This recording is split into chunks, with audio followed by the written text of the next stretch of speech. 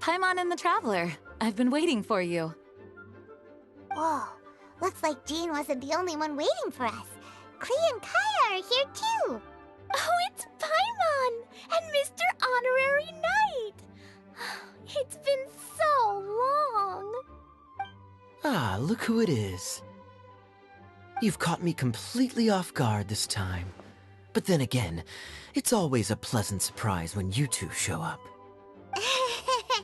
Guess we were so excited to see Jean again that we forgot to knock. I hope we didn't startle anyone. Wait a sec. You weren't talking about anything that we're not supposed to hear, were you? Hey, stop pretending like we're doing food deliveries. It's been a while since we last met, but I can see you two haven't changed one bit. Don't worry, we weren't discussing anything confidential. In fact, we were just talking about you. Maybe we should let the star of the story explain it in their own words. Yeah! Let me tell it! Let me tell it! A few days ago, I was reading Todoko Tales in the solitary confinement room when all of a sudden, whoosh! A letter came flying in through the window. Flying through the window? How does a letter fly? Like a bird does. It was flapping its wings. It could even talk. It said, well, it was a bunch of stuff I didn't understand. You couldn't understand? Then it must have been talking about how to avoid solitary confinement.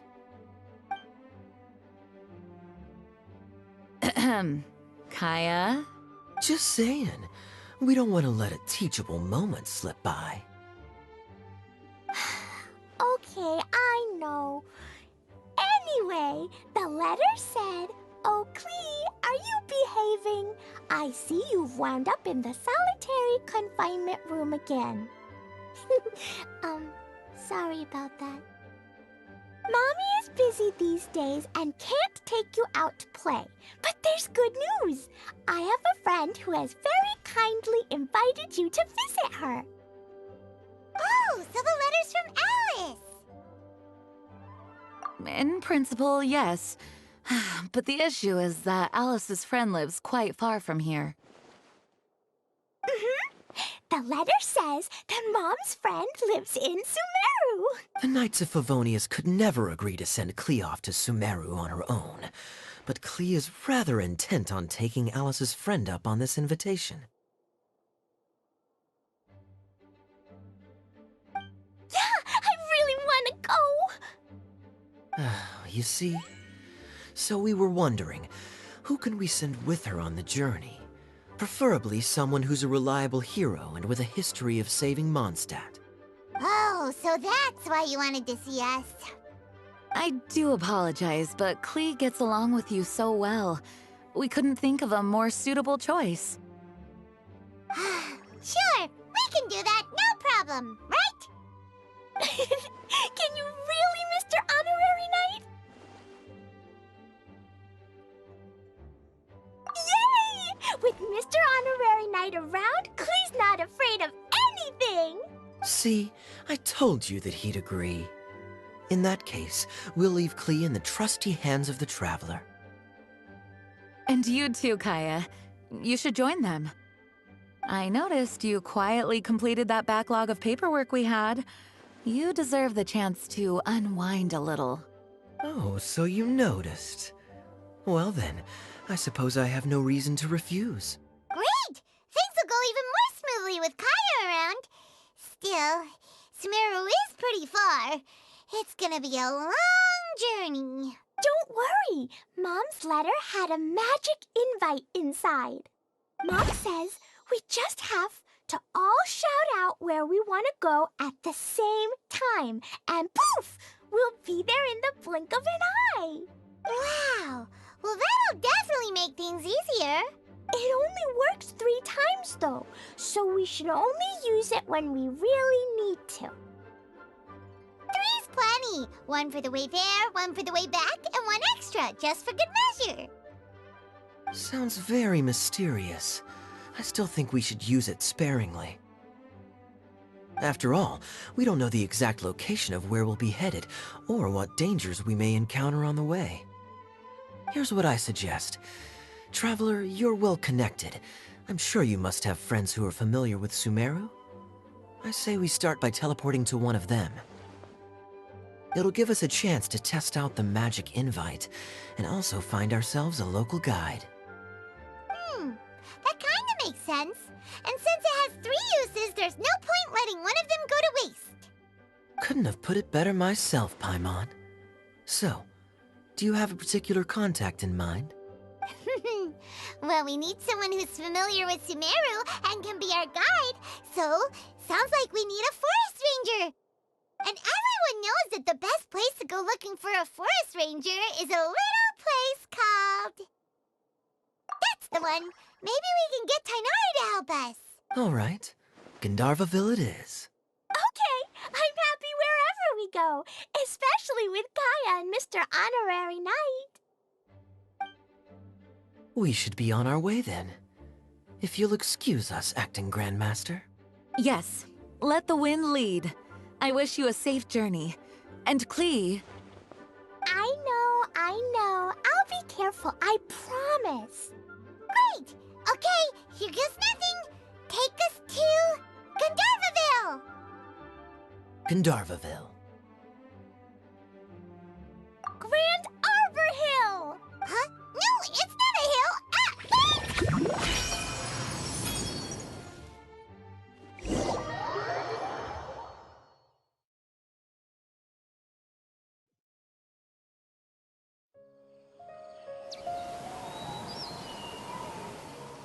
Ah! We made it. Paimon was sure we were about to end up someplace super weird. Sorry, it was an accident. It's okay, Klee. Good news is this magic invite really does work. Fascinating. One moment we're in Mondstadt, the next we're in Sumeru. So this is where Mom's friend lives? Wow, there are so many big flowers. Oh, and jumping mushrooms.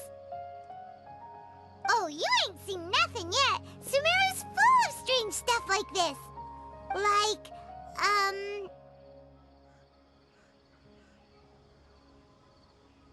Huh? Paimon doesn't remember seeing one of those. Wait!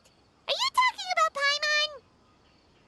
Listen carefully, Klee. Those jumping mushrooms are called fungi. They may look cute, but if you get too close to one, it'll try to hit you with its cap. Really? Okay, well, I'll hit it back with my cap. And then I'll hit it with the hood on my jacket, too. I'll definitely win if it's 2 hats against 1. As long as playing with hats doesn't escalate to playing with bombs. But Klee's our friend, so we should be able to convince her to keep this trip explosion-free. Right? Uh-huh. I'll be extra careful not to blow anything up. I mean, I'll try my best. Aw, that's very good of you, Klee. You're being very grown up today. Yep, I'm super grown up. I'm already the Spark Knight. Okay, Spark Knight. Well, keep up the good work, because very soon we'll be introducing you to a friend of ours called Tainari in Gandharvaville.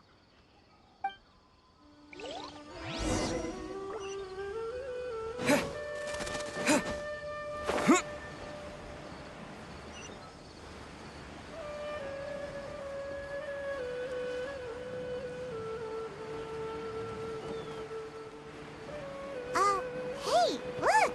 It's Kale! Huh? And is that Yula with her? What's she doing in Gandharvaville? I've definitely heard the other forest rangers mention somebody dressed like that before. I see. Then it looks like my suspicions are correct. Who do we have here? Traveler and Paimon! Huh? Oh, Kaya and Klee are here too! Hi, Kale. It's been ages. Kale! Yula! What are you two doing here? Well, that question mission's really more for you, What a coincidence. I didn't expect to run into a fellow Favonian captain this far from Mondstadt. How's the vacation going? Seriously? Bring the whole crew, why don't you? Is it just Paimon, or does Eula not look particularly thrilled right now? Oh, cool! Great idea! Let's go! If you're trying to accommodate me, there must be some misunderstanding. I'm fine. There's nothing embarrassing about running into colleagues in the wild. But earlier you were... Great. Well, I'm sure there's a fascinating reason behind why you're all the way out here in Sumeru. Do share it with us. If you must know, it's a little complicated. But simply put, I'm searching for a cousin of mine from the Lawrence clan. He went missing recently, and after searching his home, we found evidence that led us here. He appears to believe that somewhere in Sumeru lies the key to restoring our clan to its former glory. He came all the way to Sumeru for that? What was he going to do, enroll at the academia? I doubt he came here to learn. He's much too old to start getting a basic education now, and from what I know of him, I doubt he has any interest in intellectual pursuits. All he cares about is restoring his clan's honor. Nothing wrong with that idea in principle, but I'm not certain how fanatical he is about it. So, there's no knowing what lengths he might go to. As a knight and a member of the Lawrence clan, it's my duty to make sure he doesn't bring harm to others. Oh-ho. If this is true, then your cousin is quite a man of action. Traveling alone to Sumeru from Mondstadt is no mean feat. Nor is daring to make me personally concerned about his safety. He has no idea what's coming to him. You know, underneath it all, Paimon thinks Eula's a really caring person. Yeah, she's the best! She brought me some moon pie last time. He is family, after all. Anyway, I will make sure to find him and escort him safely back to Mondstadt. Now, back to you. How and why did you all suddenly show up here? I'm afraid that could be tricky. Master Tighnari is still at Partis the Eye delivering his lectures. He isn't due back for a while. But I think I'll be able to help out. The description in the invitation letter is vague, but I'm pretty sure it's hinting at somewhere in the desert. The desert? Does that mean Mom's friend is from the desert? I guess I'll call her Auntie Desert for now. I remember Mahamatra Sino once told me a strange rumor about that part of the desert. They say there's a secret domain there that can make all of your wishes come true. Wait. He said I should just call him Sino. I keep forgetting that. A domain that makes people's wishes come true. Wow. So is it true? I probably would have believed it a few years ago. But now that I'm a little older and wiser, I think it makes sense to be more skeptical about things like this. This explains a lot. The domain could well be a myth, but he probably figured he had nothing to lose. If you intend to search for this place, then please allow me to join you. My cousin has quite a collection of books about Sumeru desert mythology on his shelves. I highly suspect that he, too, is looking for that domain. Can I come too? I think you might need me there. You'll definitely need a local guide while you're in Sumeru. And I think I have what it takes to be that person. Plus, it's a forest ranger's duty to bravely lend a helping hand to others in need. We have every confidence in your abilities, Kale. Our party grows bigger and stronger still. What say you to this, Captain Klee? I think it's super cool! I read in a storybook that on your own you can only have a drop of happiness, but in a group you have a whole ocean. So I'm sure Mom's friend will be super happy if I show up to visit and bring a whole bunch of friends with me. That's the spirit. In that case, let's get the magic invite to take us there.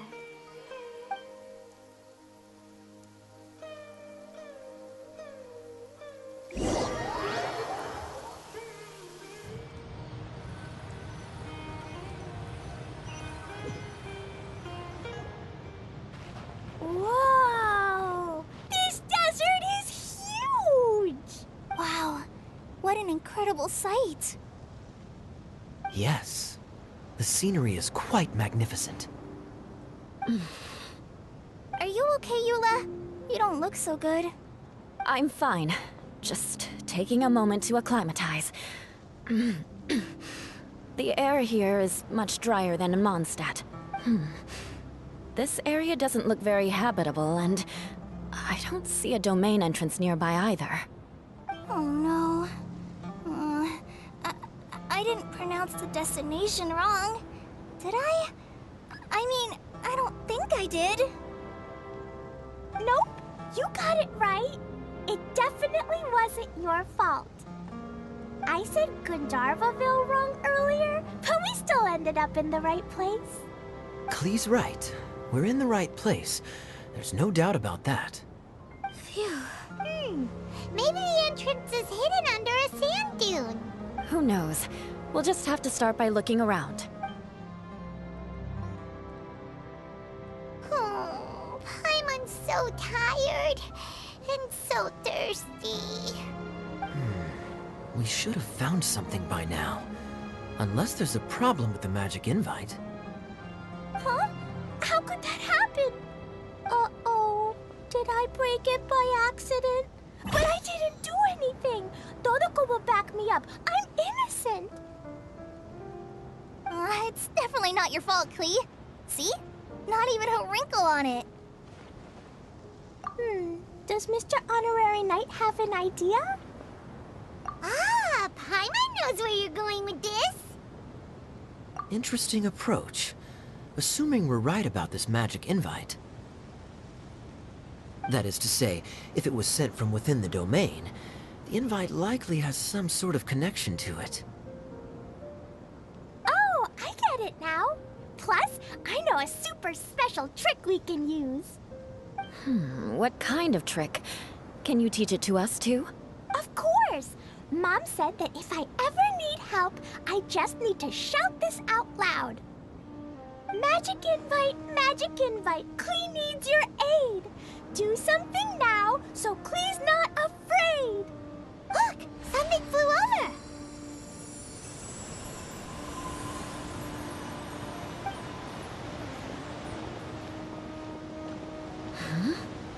It looks like a bottle. Remarkably effective. That's one trick I'll be keeping up my sleeve in the future. You should make a note of it too, Eula. Absolutely not. It's not my style. I suppose bottles are pretty common in Sumerian mythology. So, is this supposed to be the entrance to the domain? A domain? In a bottle? Huh. Well, if there's one thing we learned in Liyue, it's never judge a domain by its cover. Guess there's one way to find out if this really is the way in. Come on, reach out with your hand.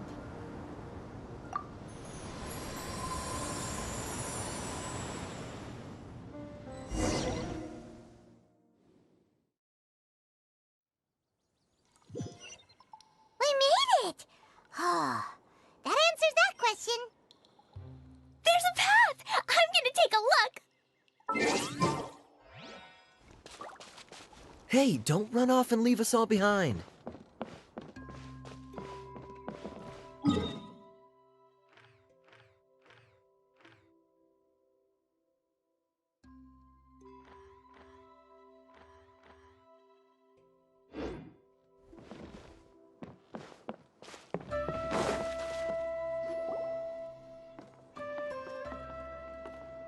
Look! There's a huge garden here. Incredible. It looked so small from the outside. Everyone, I suggest that we stop here for a moment. We should take stock of our surroundings before deciding on our next course of action. Since we're in a bottle, has anyone heard the story of the magic bottle? Oh, you mean the one about King Deshret and the genie in a bottle? I've read it before, but I struggled with some of the vocabulary. What's the story about, Kaya? Mom told me a story once about a group of adventurers who went to Bottle Land. But I don't think there was a magic bottle in that one. Don't worry, Klee. I can tell you all about the story of the magic bottle. But if you keep running off on your own, you'll miss all the good parts. Oh. Okay, I got it. I'll stay with the group from now on. You sense it too, don't you, Kale? Something's not quite right. Yeah, the scenery here is beautiful, but it's too quiet. And there's no sign of Klee's Auntie Desert here anywhere. Maybe Auntie Desert lives way further down inside. This place is super big, just like Fischl's Immer Nachfreis. We still have a long way to go. Guess we won't know until we get there. Let's keep going. Hopefully we'll meet her soon.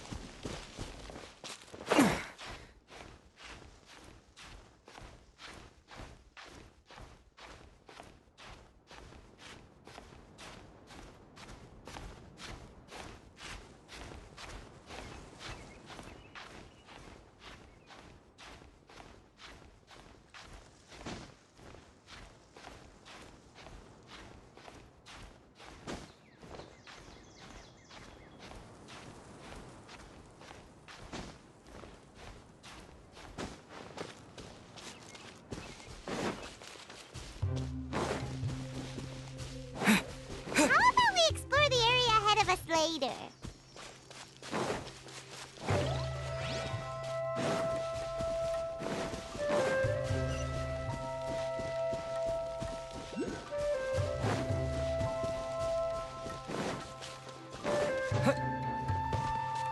It looks like no one set foot on this road for quite some time. I agree. And the further we get, the more I feel like this place is a whole lot bigger than we imagined. Hey, there's something... Wow, it's a big ball of water! I wonder what it feels like. Can I touch it? It's so big that we could probably pass straight through it!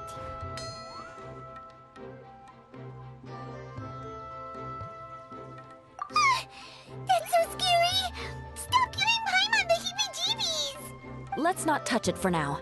We still don't know enough about our environment. But we can't just do nothing at all, because then... nothing at all will happen. I have a feeling that this could be the core that sustains this entire bottle domain. In which case, the moment we touch it, this place will instantly revert to its original size, with all of us still inside. Yikes! Okay. Paimon won't touch it.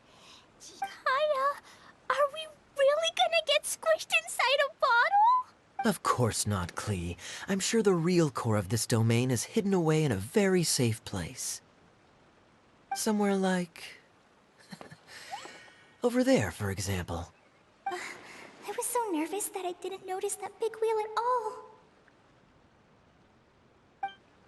Wait, who goes there? It's the water ball monster! Ah! The water ball monster is real! It doesn't seem hostile. In fact, don't you think it looks happy to see us? Really? You sure it's not gonna gobble up Paimon whole? I don't think it's hungry. Are you, Water Droplet? Oh dear. I don't know about anyone else, but I'm not understanding a word of this. Wait!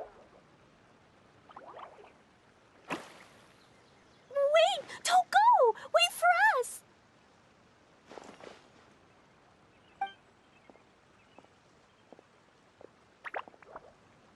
Why'd it stop?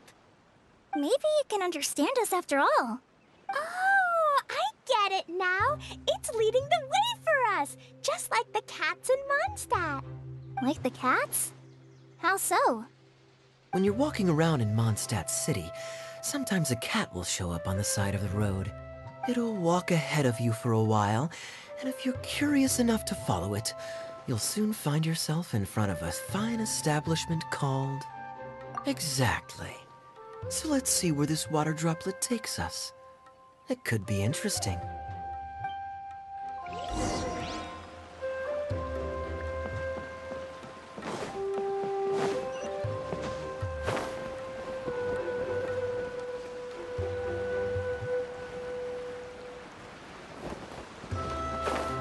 It went this way, right? Oh, we crossed it. Did the water droplet go into that cave?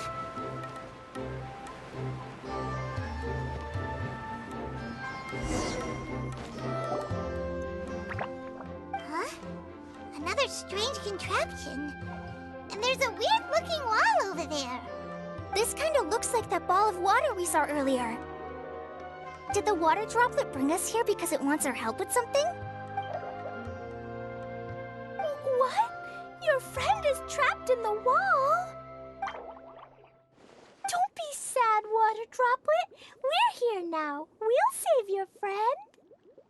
You bet. But how are we gonna save them? Do we have to break down this wall somehow? Nope, we can't do that. No breaking the wall. Do we need to find a key of some sort then? Oh no! Where'd it go? Look, the device has lit up. And it's projecting images onto the wall. A two-dimensional space with objects of the same composition as the device nested inside. Yep, what Kaya said, and that's where its friend is. But how exactly do we enter the image on the wall? Maybe we just copy what the water droplet did? But what does that mean? Hold on, I think Klee's onto something. Since the water droplet appears to be the key that activated the mechanism, we may be able to follow it inside simply by touching the device. The principle is no different than how we entered this bottle domain. Fair enough. Okay, deep breath, then head in.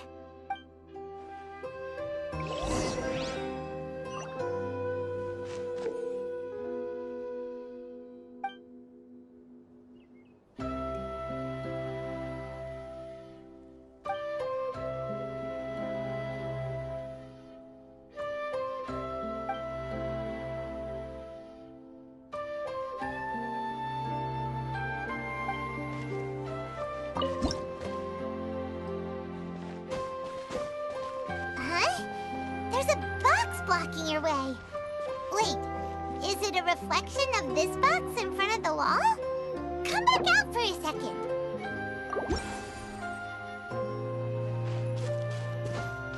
Aha! The box on the wall moved too!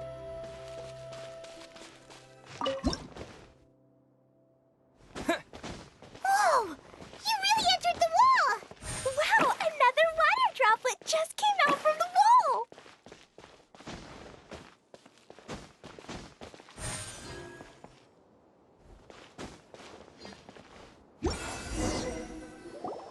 It was flat as a pancake in there, but as soon as it came out, it turned all plump and round. Guess it makes sense that the water droplet's friend is also a water droplet. Aw, and they both do the same thing to show they're happy. Water droplet number 2 ran off. It's saying thank you, Mr. Honorary Knight. That was a huge help. Traveler, how do you feel after entering that two-dimensional space?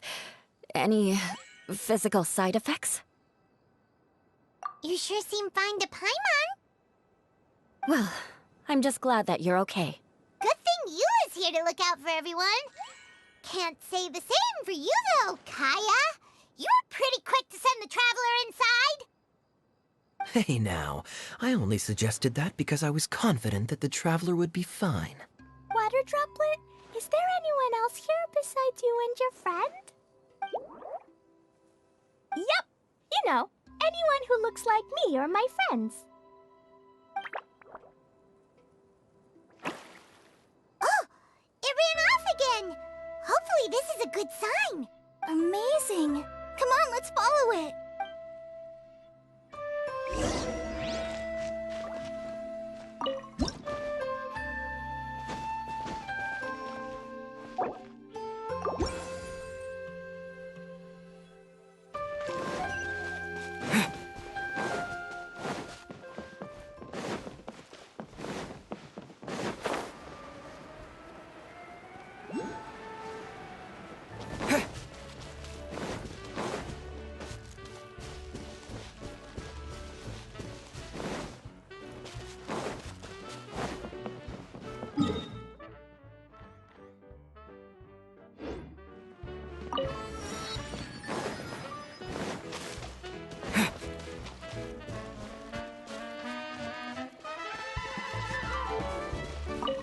It looks like there might be a town up ahead. Huh. Maybe more people live in this domain than we thought. And maybe that's where Auntie Desert lives.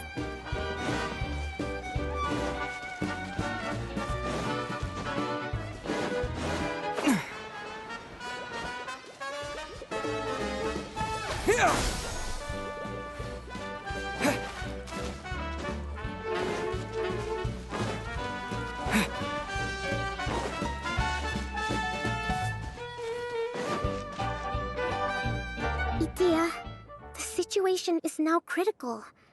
Our window of opportunity to fix this is rapidly closing. I'm sure you've noticed just how much things have deteriorated in recent days. But even so... This is your home. Are you really going to let everything fall to pieces? Well, I live here, but it doesn't actually belong to me. Huh? Paimon knows that voice. Anyone else who comes into this domain in the future will take one look at the ruins before them and conclude that this place was abandoned years ago. But just imagine how different things could be if you maintain this domain in perfect condition. Whoever sets foot inside would witness a magical wonderland. How miraculous it would feel to them to find such unimaginable beauty in the middle of a lifeless desert. Oh, you're right, General. Truly, but... Act now while you still can. You have to stand up to this and break free from your despair. The most important thing is to have no regrets in the end. Well, no one chooses to have regrets, do they? But I take your point. I'll try my best to stop running away. But the question remains of where to begin. Paimon's figured out who it is. Is it Mr. Honorary Knight's friend from a faraway land? A divine priestess? What's that? Is it a kind of mage?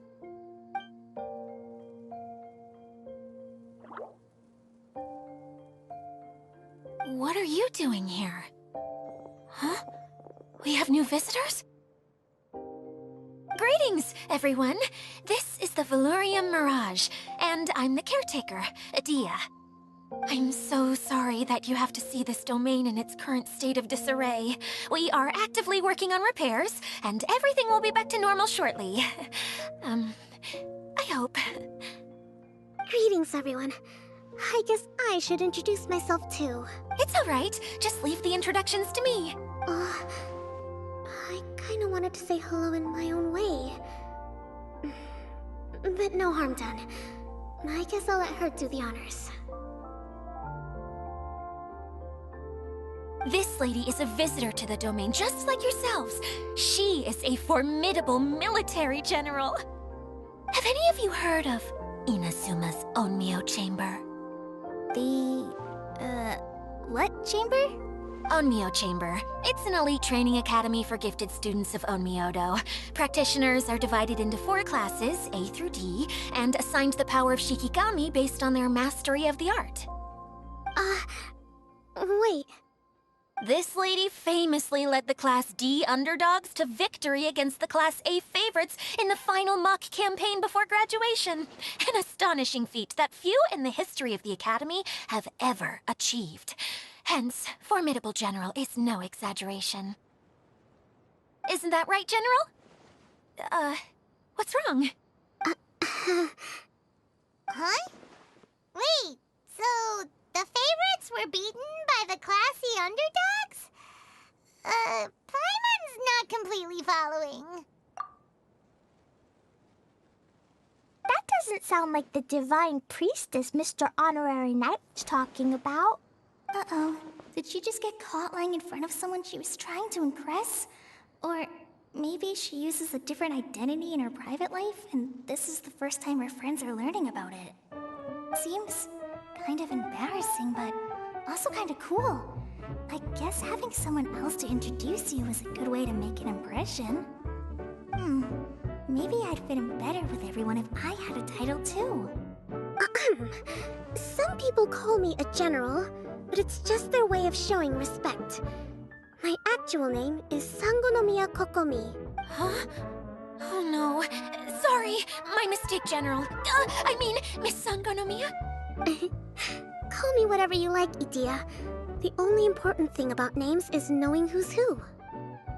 Oh, I get it now. It's like that story that Mom told me that time. Klee can explain. So basically, in the story, a big group of people go on an adventure to Bottleland. One of them's called the King, and some of them are called Knights. So, Miss Sangonomiya must be the super smart one who solves all the problems in the story. What's that one called again? Perhaps a sage? Indeed. Wisdom is an important attribute found in military generals. Okay, well, I'll just call you that. Miss General it is. Fine by me. Sounds really cute, coming from you. At least, cuter than my pen name, that's for sure.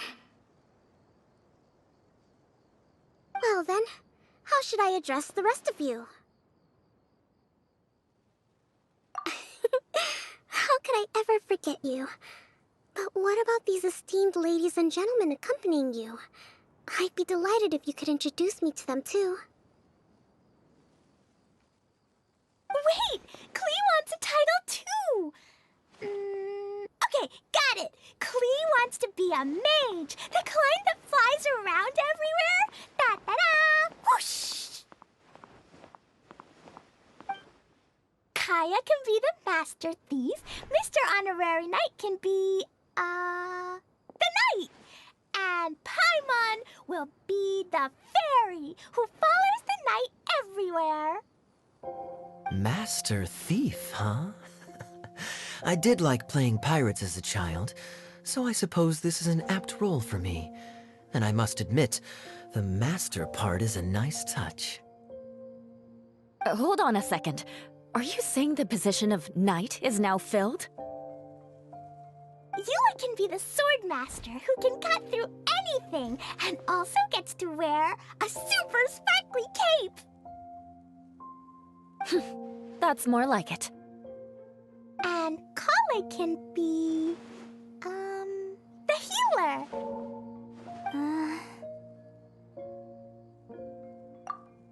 No, I don't mind. Healer is a great role. I just don't know if I'm qualified to be one. Whenever I'm thinking of titles for myself, I usually imagine myself as an adventurer or musician. I never thought I could be a healer. I mean, it feels like it should be Master Tainari's role, if anyone's. Don't worry, Kale. You'll be the bestest healer ever. You don't talk much, but you're very kind, just like the healers in Mom's stories. You'll do fine. I heard you're good with bandages. You can patch up a wound, can't you? I can pitch a tent? Maybe you heard wrong? But I'll do my best. It's my first day filling in for Master Tighnari, but hopefully it's the first of many. This is a great idea. Once a new visitor arrives, they can assume a new identity, then add in some role-playing. Oh, we can't leave you out, Miss Adia. That's perfectly okay. I already have a role here anyway, remember? I'm the caretaker. I got it! I got it! This wasn't in any of the stories, but you can be the mascot. Mascot? Klee, maybe you could think up an even better role for Miss Adia. A mascot, you say? Isn't that a character that doesn't have to actually do anything and sits around letting everyone else do all the important work? Incredible. You've seen right through me. Sounds like the idea of being lazy is pretty exciting to her. The mascot serves to maintain troop morale, Adia. Don't underestimate your role. Ah, all right. I'll be the mascot then.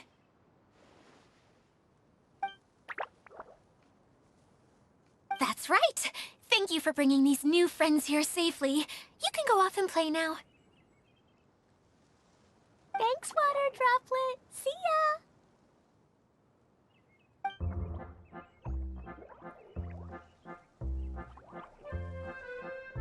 ya. Water Droplet?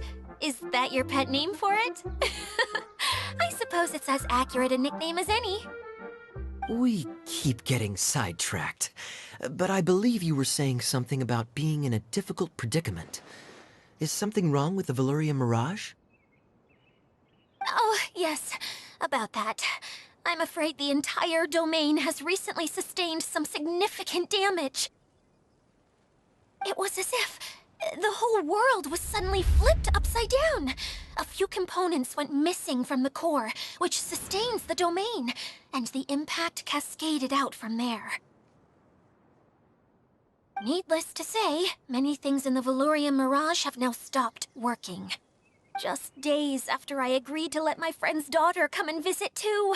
When she gets here and sees the state this place is in... Oh, so you're Mom's friend? Hi, Auntie Desert. I'm Klee. Here, I brought the magic invite, see? Huh? Wait, so you're... Look how dilated her pupils are. She must be very surprised. Yeah, and not in a good way. Mom's the one who sent me here. She's the strongest mage ever. She said that her friend lives in the desert. You live in the desert, so that must be you. Right, Auntie Desert? Ah, I see. So being a mage runs in the family.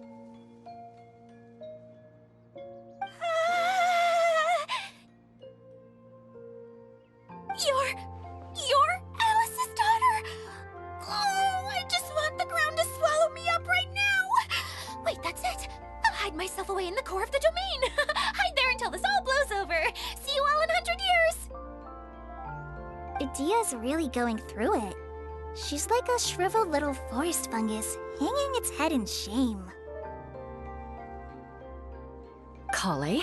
That's a harsh analogy. Where'd all that come from? Don't worry, Auntie Desert. Klee's here to help you. And all my friends will help too. Just take a deep breath, and then another deep breath, and all your worries will fly away. Yeah, don't you worry. Sir Fix-a-Lot over here has a good track record with this kind of thing. Well, I'm useless. But it looks like that won't matter with all you capable people around. Fantastic. Don't put yourself down, Adia. You're great too. Thanks for your encouragement. Anyway, for the time being, please talk amongst yourselves. That'll give me some time to think things through and maybe make a start on, delegating.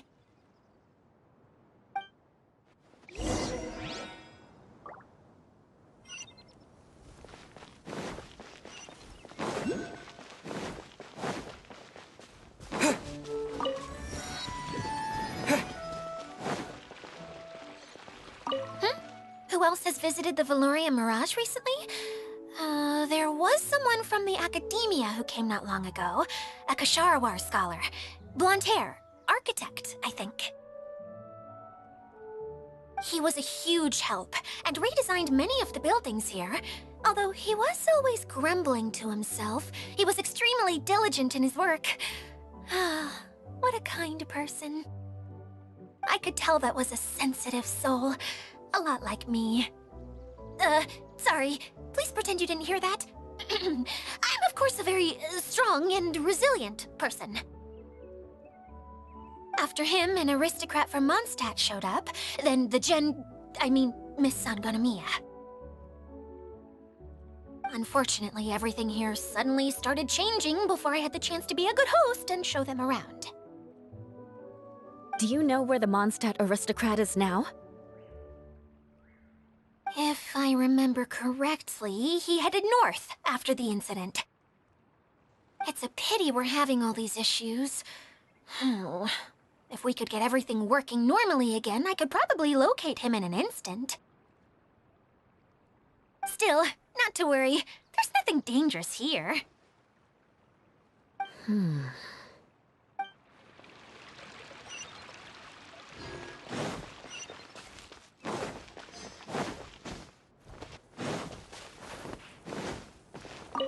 General. Mr. Honorary Knight says that you're from Watatsumi Island. What's it like there? There must be loads of fish, right? Wait! You look kinda like a mermaid. Are there fish in your family? Oh, sorry to disappoint you, Miss Mage, but I'm just an ordinary human. I have lots of great stories about Watatsumi Island, though. Come on, let's enjoy the scenery while I tell you all about it.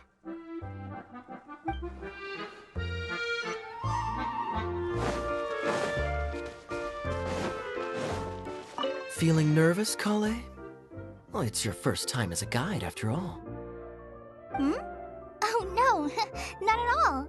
I'm just, still settling into the role. So I was thinking about how to talk more like Master Tighnari. Well, the easiest way to imitate someone is to start with their most common turns of phrase. Oh, okay. In that case, put that mushroom down. Now, it's highly poisonous. There you go. With just a few simple words, you've captured your master's personality perfectly. Anyway, what about your role? Don't you mind being the master thief? It doesn't sound like you're one of the good guys. Maybe not. Until you factor in that I only steal from the enemy. I think that's enough to make me one of the good guys. Don't you? Oh!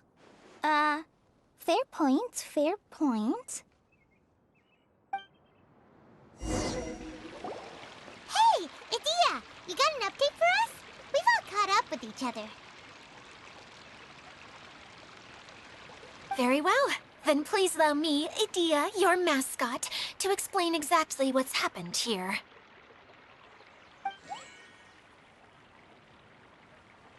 Basically, this entire domain is powered by a device called the Central Hub, which you all saw earlier.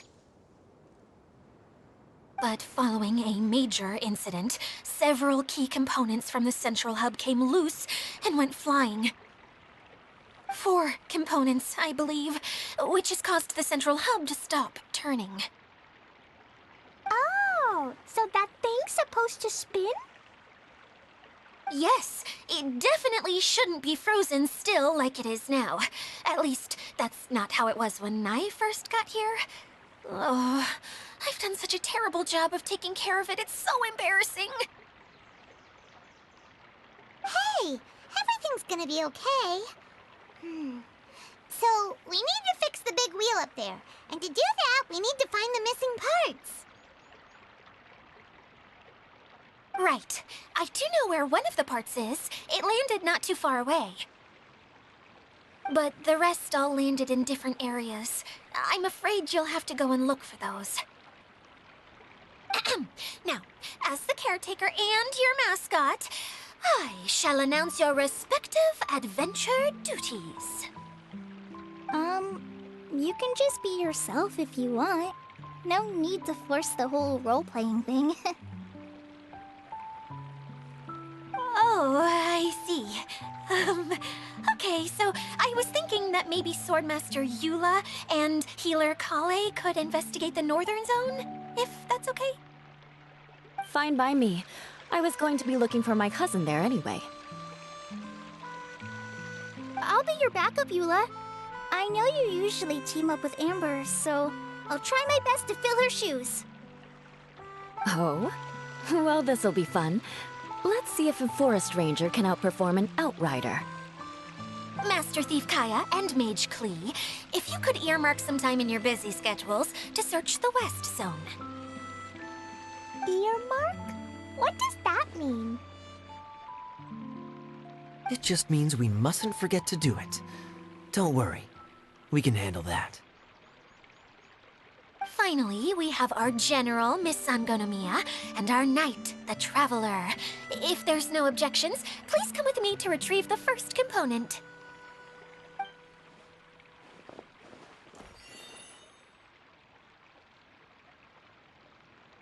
Wow, spoken like a true knight. Then, for my part, my strategic mind is at your service. All right, well, if anyone finds anything, come back here and we'll regroup. Please take care while you're out on the road and look after each other, especially our little mage here. You got it! I'll take extra special care of Kaya. I'll be on my best behavior.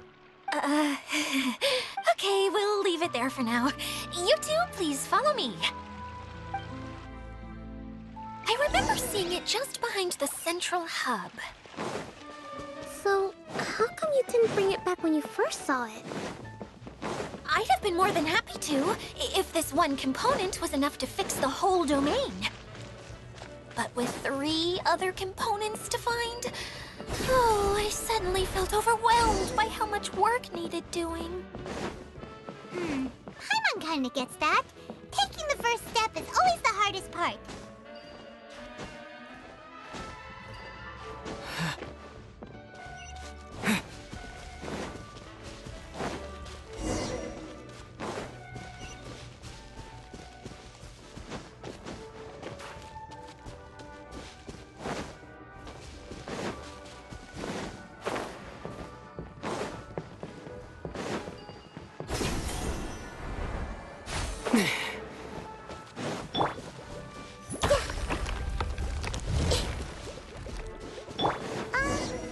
Hey, so Paimon's been meaning to ask, what brought you here, Kokomi? Oh, well, things have quieted down in Watatsumi Island for now. So I thought I'd take the chance to get out and see more of the world.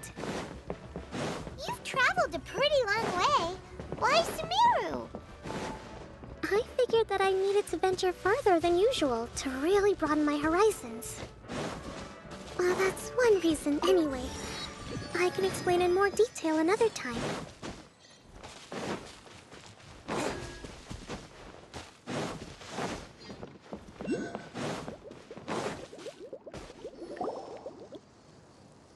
Okay, this is the spot. Now, I'm sure you're both wondering, but where's the component? There's nothing here. Oh, where could it be? Oh, it's that lamp thingy, right? Water Droplet showed us how that works already. Yes, that's the one. There goes my big introduction. Showing people the ropes is supposed to be my job. Oh, I can't believe I'm being shown up by a Hydro Eidolon. Cheer up, Idia. The Hydro Eidolon can give a basic demonstration of how to use things, but beyond that, it can't communicate. That's where you come in. Your descriptions can explain everything in full, vivid detail. Paimon forgot how persuasive Kokomi can be when she really wants to. Sometimes having a genius strategist around really comes in handy.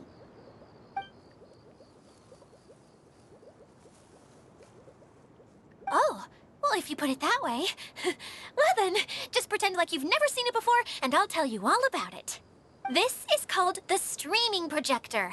Everything here in the Veluriyam Mirage was made using this device.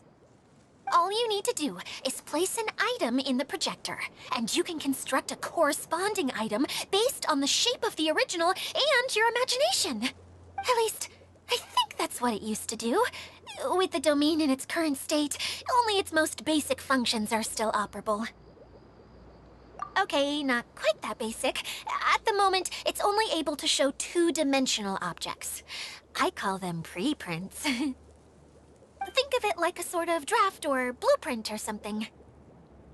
So you're saying the component fell into the preprints? Yes, exactly. I'll leave you to go in and physically retrieve it. Well, I'll be out here rooting for you by doing a motivational dance. Really? No, sorry. I feel like I have two left feet when I try to dance. I guess I'll just find a place nearby to sit and wait patiently for you. Hey, come on! Cheer up! We'll handle everything from here!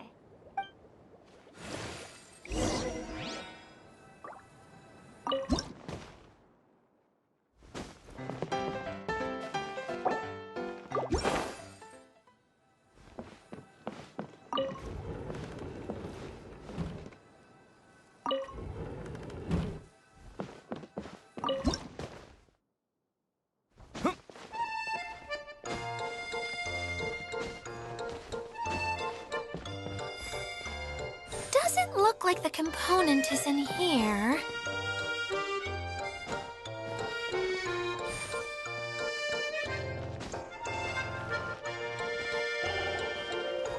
Yes, that's the one! Now you just need to bring it back out. What is this thing anyway? Some kind of gear? And why is it so small? It doesn't look like it belongs in that huge wheel. It's hard to explain, but I assure you that it's definitely one of the components. So that leaves 3 more components missing. Every journey begins with a first step. I think we're off to a good start, and things should keep going smoothly from here. You really think so? I suppose you're right. She did manage to defeat Class A at the Onmyo Chamber after all. You don't need to keep bringing that up. Anyway, thank you for all your help. I'll take this and start trying to repair the central hub. You two may as well head back to town. Oh, why am I so clumsy? Once again, I was no help at all. The least I can do is try and handle the actual repairs.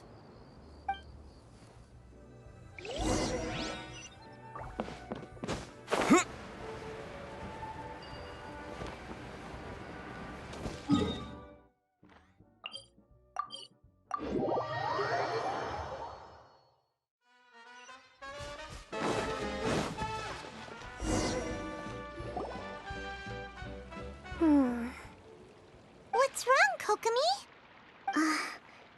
I'm just a little confused. You mentioned that the water droplet showed you how to use the projector? Can you tell me a little bit more about that? I'm so curious to know what happened. Oh, sure! I see. Hey, look! The wheel is spinning now! Oh, and now it's stopped again! It also wasn't spinning at the right speed. Before the incident, it spun much faster than that. Oh, so you saw it back when it was still working? Oh, yes. I arrived here a little earlier than the rest of you. But the incident took place not long after I entered. Like Idia said, it felt like the world was flipped upside down. I don't don't know how else to describe it. And No, it's no use. Seems it won't run until all the missing components are returned. For a moment there, when it started turning, I got excited. I thought that maybe the hub can work just fine without the other 3. Wishful thinking is only going to lead to disappointment, Edea. Let's stick to the plan. We'll get there. Hey, Mr. Honorary Knight and Miss General are here. Oh, and our mascot. You beat us! I was sure we were gonna be the first ones back. Hey, how'd it go?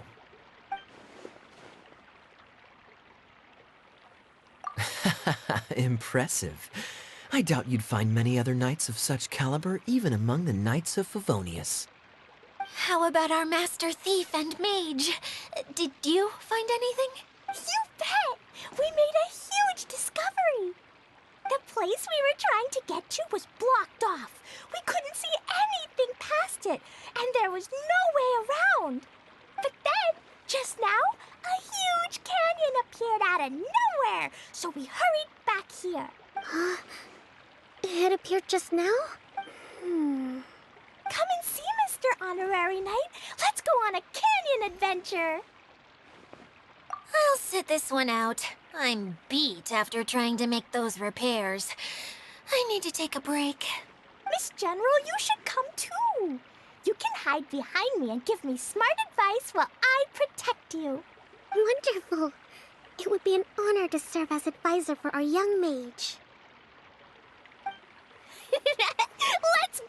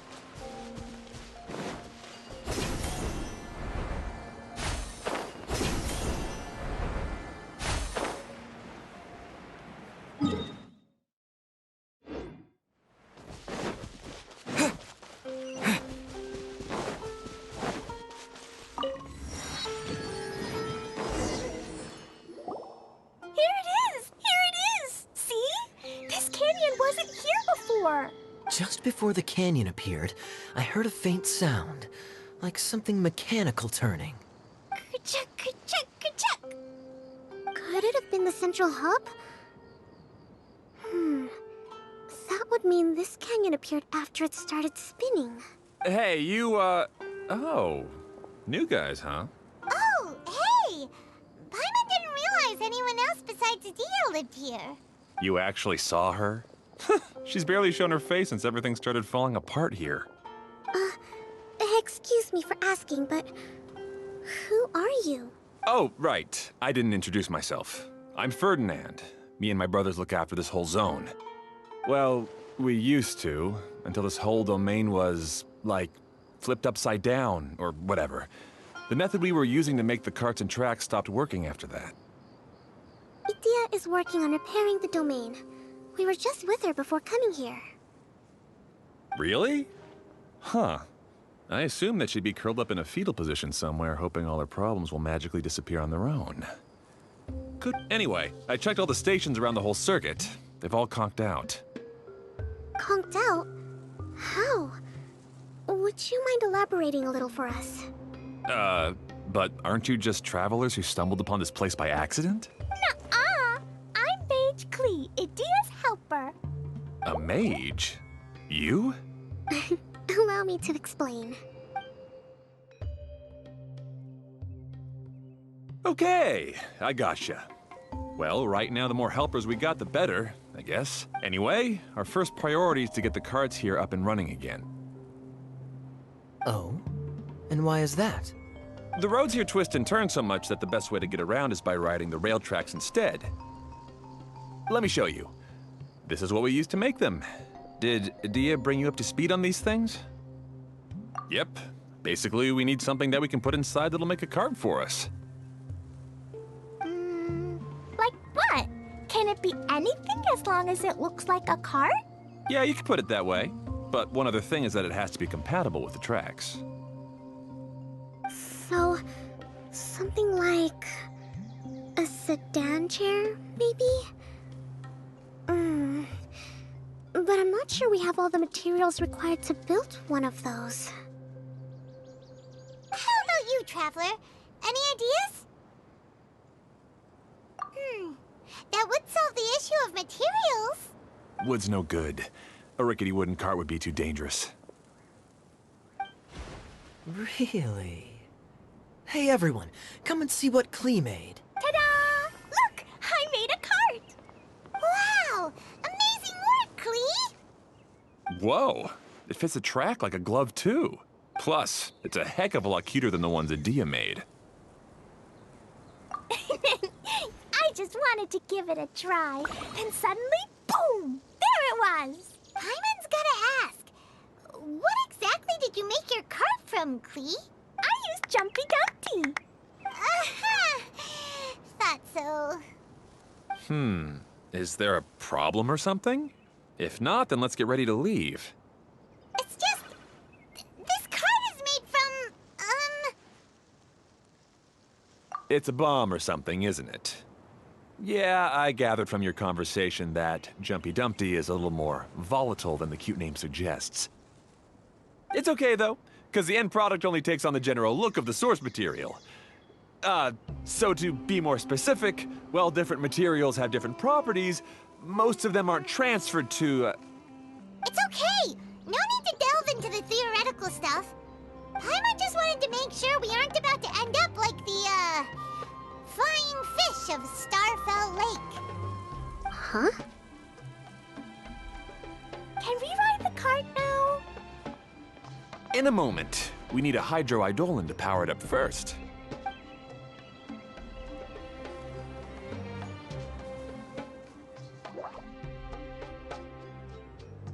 Okay, she's ready to roll. Hop in.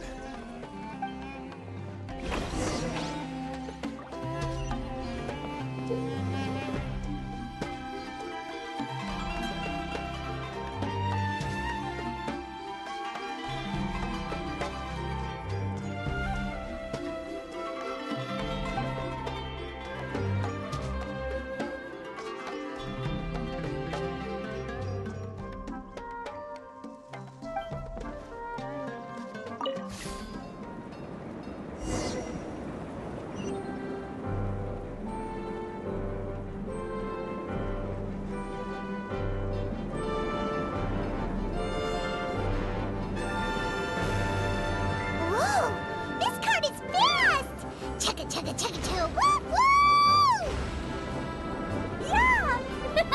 I'm gonna call it the choo-choo cart!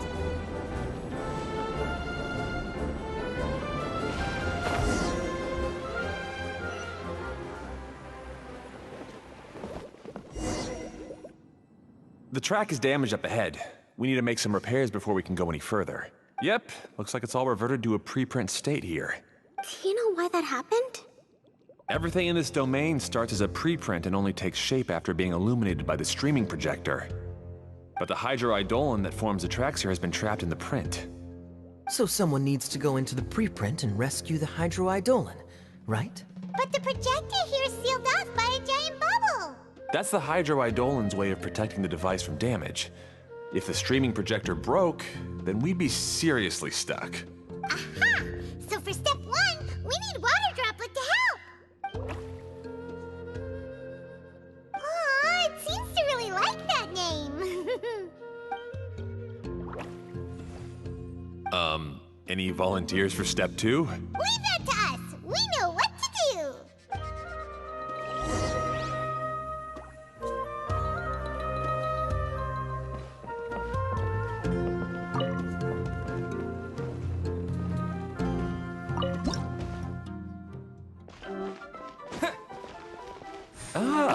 So the hydroidolin was locked up in that chest. Aw, it's completely empty!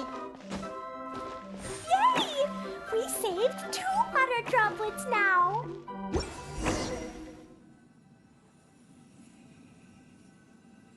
Whoa! Water Droplet just transformed into some new tracks! Good. Let's keep going then.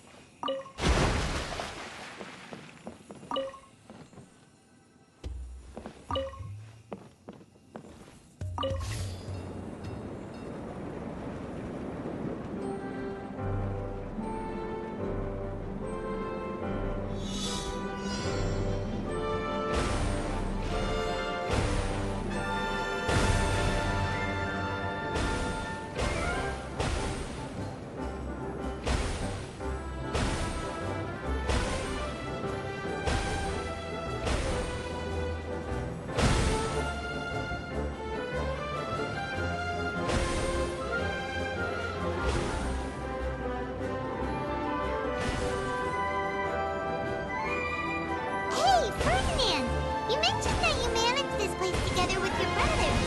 Did you mean that your brothers are water droplets? No. The Hydroidolans are like helpers here. As for my brothers, well... those two. You'll meet them soon enough.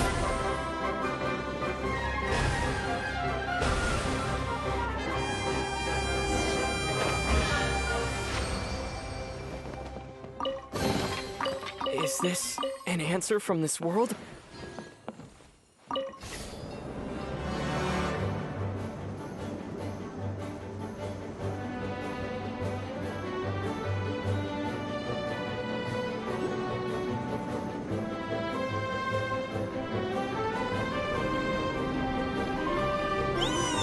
Look!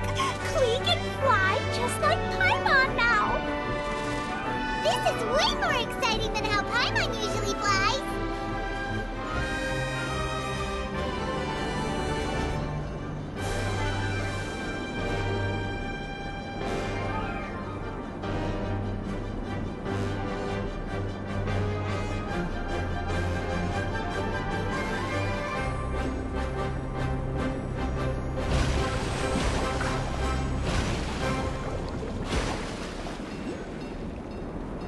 Seems we've just about finished repairing the station and the connecting tracks.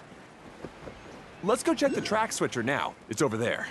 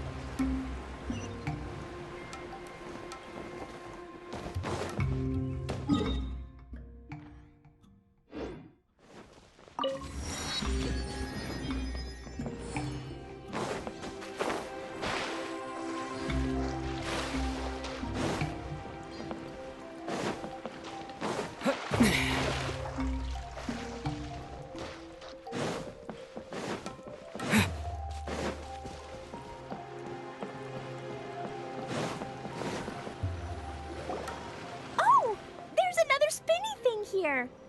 It's so big, but, not as big as the one we saw in the middle of this place. That one was huge. I bet it's something super important. I remember what Kaya said earlier. Very good, Klee!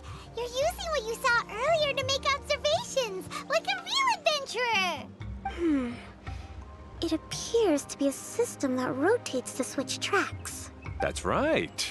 Originally, all you had to do was flip this switch and the junction would rotate.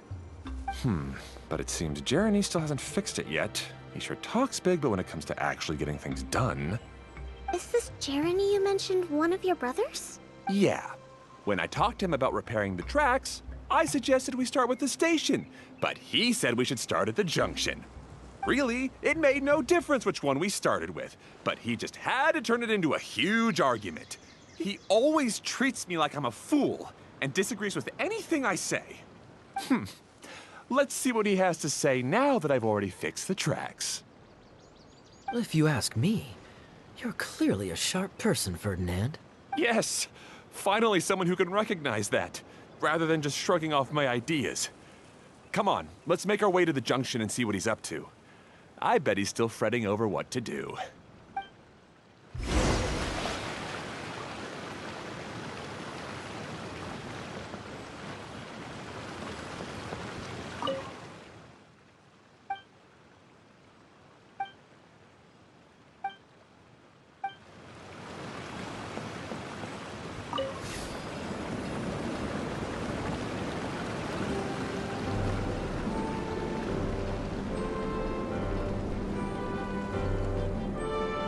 Sometimes I can't help but get angry just thinking of Jeremy.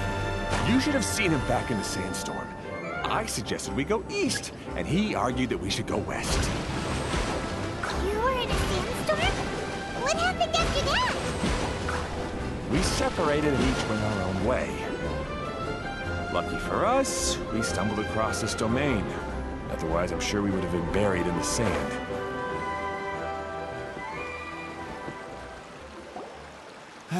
Everything will get better once we get the switcher working again. Still stuck here just as I expected. Well, did you make any progress? Didn't I already tell you? Just have the hydroidolins fix the junction and then make a new cart. After that, we can use the junction to... Wait a minute, how did you get here? It took a lot of effort for me to climb all the way up here. The answer is standing right in front of you. Yeah, sure. Those travelers must have helped you. You never get anything done on your own. You always get someone else's help and then try to take the credit for yourself. You're one to talk. What have you managed to accomplish, huh? You were here just moping around all day. Whoa. They started arguing the moment they saw each other. But aren't they supposed to be brothers? Me? His brother? Hardly. All right, Jeremy. That's enough. Fine. I'd rather be focusing my efforts on fixing the track switch rather than arguing anyway. You should calm down too, Ferdinand. Let's all focus on the situation at hand. Any personal problems can be settled later. Fine.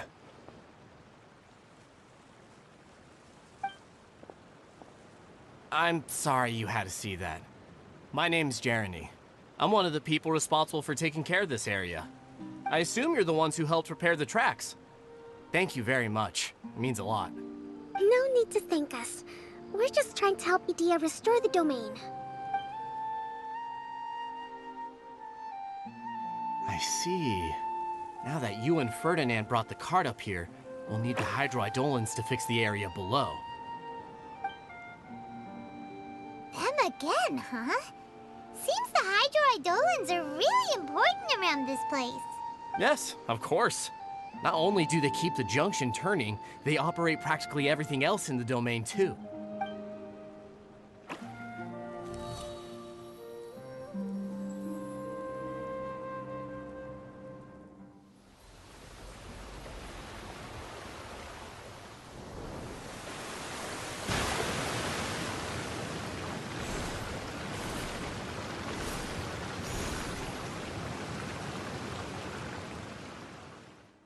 All right.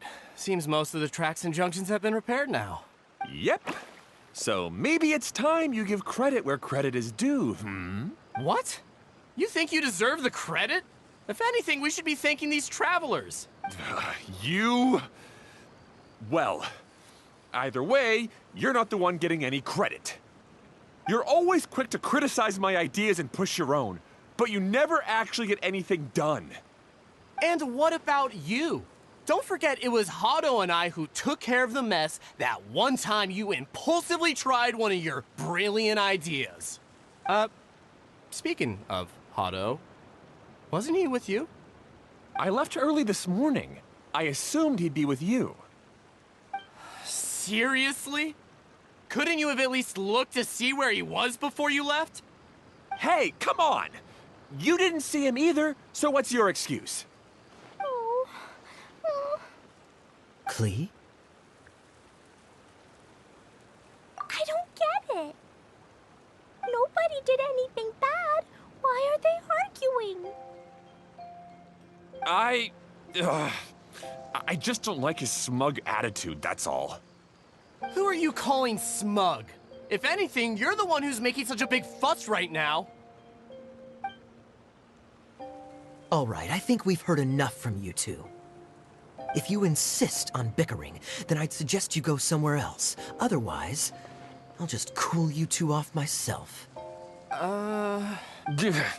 Now, come with me. I'd like to have a word with you. Phew. Don't be upset, Klee. There are many complicated situations in this world which don't always have a logical explanation. As a passing traveler here, it's not my place to comment on their disputes. But in my experience, family issues can be the toughest to resolve.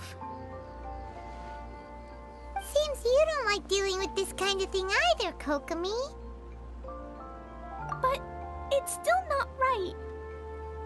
I don't know how to explain my feelings. I'm sorry. We've calmed down. We shouldn't argue in front of a child like that. We're sorry, Klee. It's okay.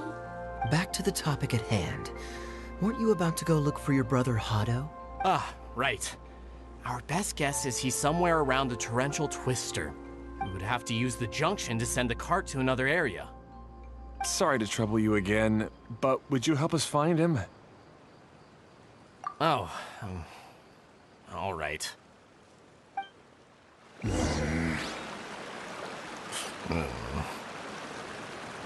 come on, you two. You're brothers after all. Can't you try to get along?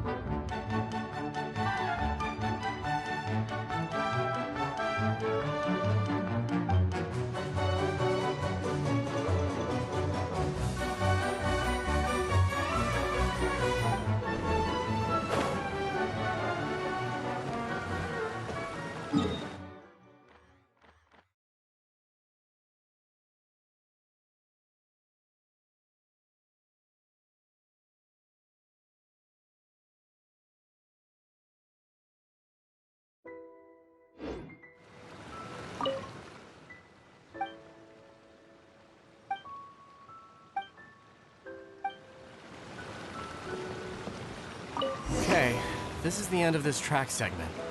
Otto should be nearby.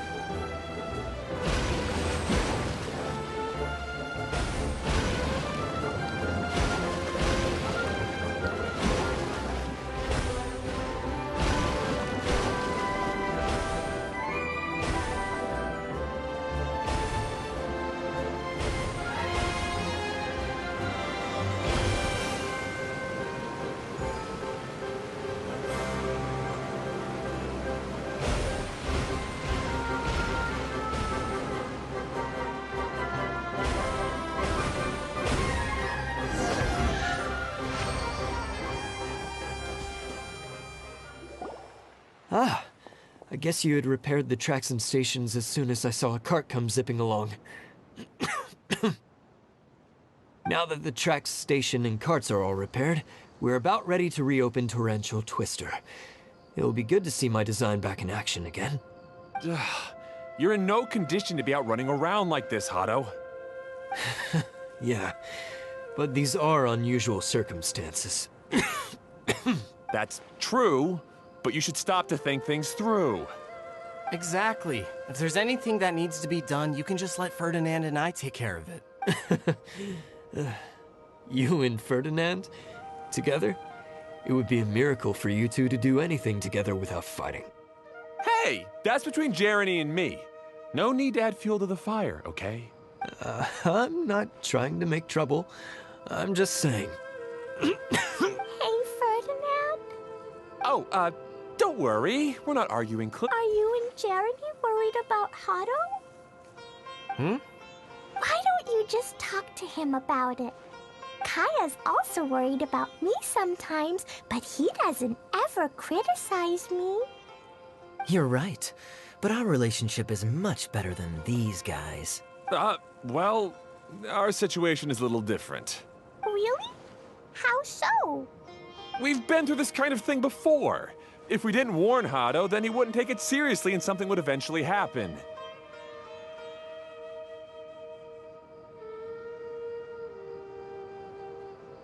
As his brothers, we have to help him. But it doesn't look like you're helping. Huh? Maybe Klee doesn't understand everything. But my mommy told me that you help someone to make them feel happy, not to make yourself happy. Hado sure doesn't look very happy. Why don't you ask him what he needs? Klee's right, you know. You three need to open up and talk things through. You are brothers after all.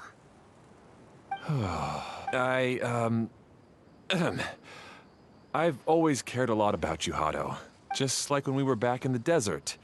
You suddenly passed out and Jeremy and I started arguing. Eventually, all three of us ended up in this domain. I'm just worried that something similar could happen again. If you were to pass out and with nobody around to help you...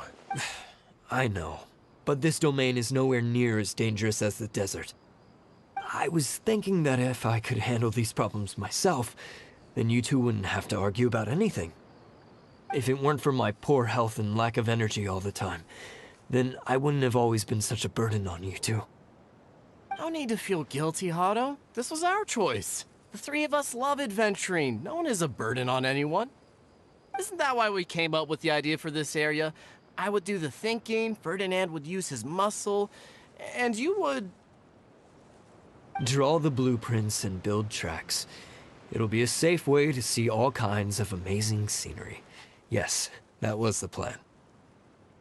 See? Doesn't it feel better just to get along? Hey, what are you trying to say?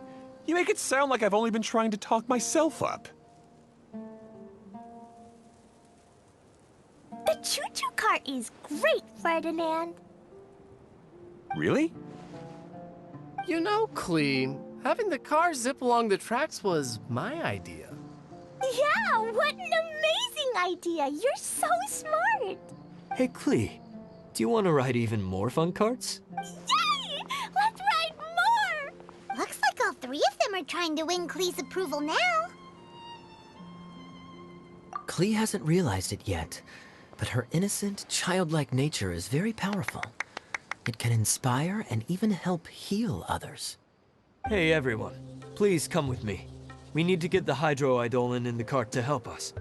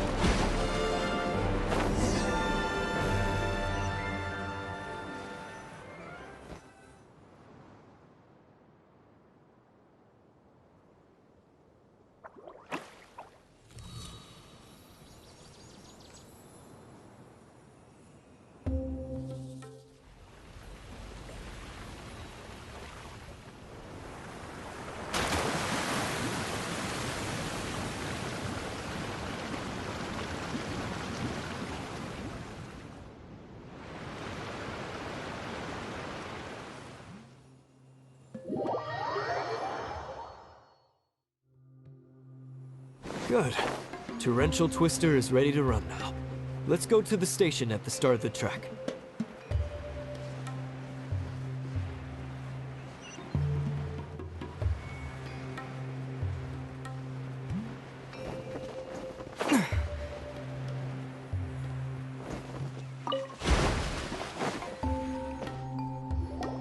Hado and I have double-checked everything. It's all operating safely. You can go for a ride now. Hold on a sec. Before we say goodbye, I have something I'd like to give you all. It's a rock climbing rope. We used it on our adventures to climb mountains and traverse many places. Huh? But doesn't it mean a lot to you? Are you sure you want to give it to us? Yes, of course. Please take it. Thanks to Klee and everyone else's help, we realized that there's a special bond that keeps us together. Even though it's invisible, it's even more important than rope. We can always hold on to it through tough situations. Huh? I helped? Yes, Klee. You are a big help. Even bigger than that huge thing in the middle of this place? Yes, much bigger. Wow, that's huge! I'm so happy. By the way, have you ever seen anything like the choo-choo cart in the outside world? Nope. Today was the first time I rode anything like it. Is that so? I guess I'm not surprised. Seems you won't find Torrential Twister anywhere else. Be sure to come back and ride the choo-choo carts again while you still have the chance. Yep, I will.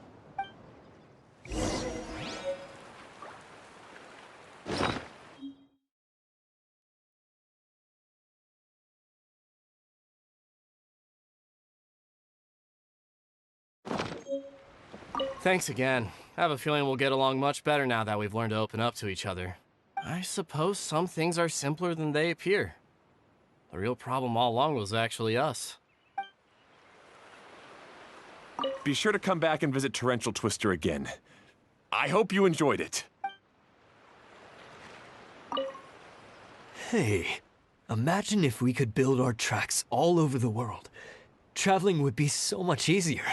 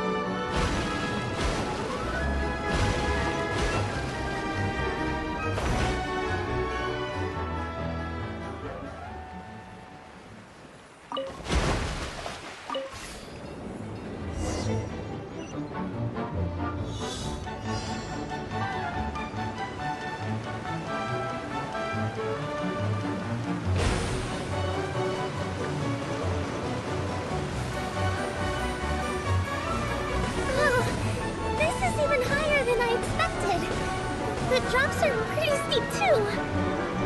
Are you okay, Kokomi? If you're scared, just yell and let it out. We won't tell anyone. What happens in the bottle domain stays in the bottle domain.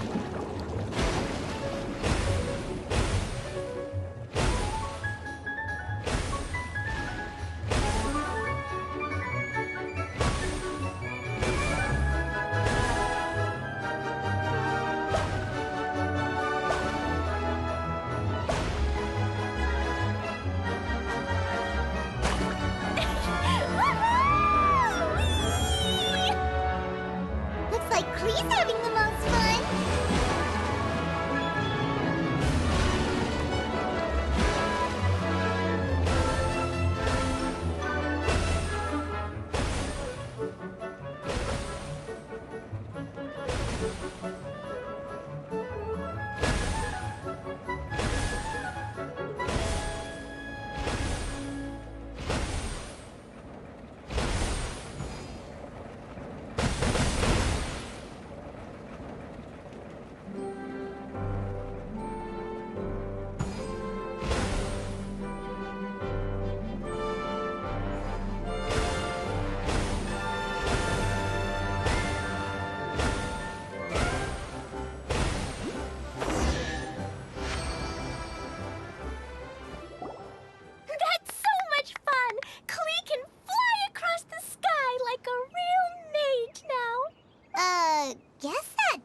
sorta makes sense. Wait, but if being able to fly makes you a mage, what does that make Kaya, since he's here too?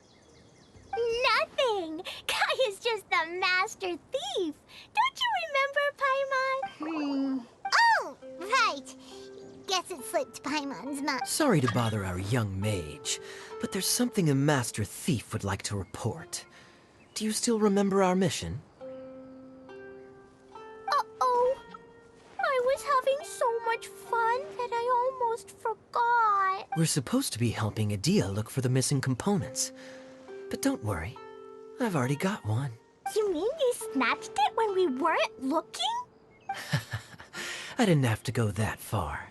In fact, the component we were searching for was actually that orange rope. If anything, you could say it came right into our hands at the right time. Let's... Aw, do we really have to go? Okay. Even though I want to keep playing, I know Adia is really important. That's our wise mage. Don't worry. Tonight, you'll be able to see stars in the water and watch fish dance in the sky. Seems Kokomi's out of it after that ride. Her face is completely blank and her lip was trembling while she was speaking. Maybe we should have a rest for a while. I thought I was keeping my composure pretty well. Don't worry, my mind is always spinning. I'm used to this. We should head back to Idia. How about we hold hands, Miss General? Klee will give you energy.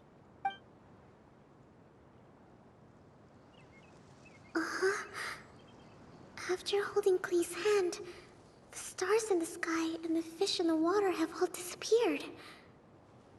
I must have been seeing things from riding the cart. What are you smiling about, Kokomi? Oh. Nothing. Nothing at all.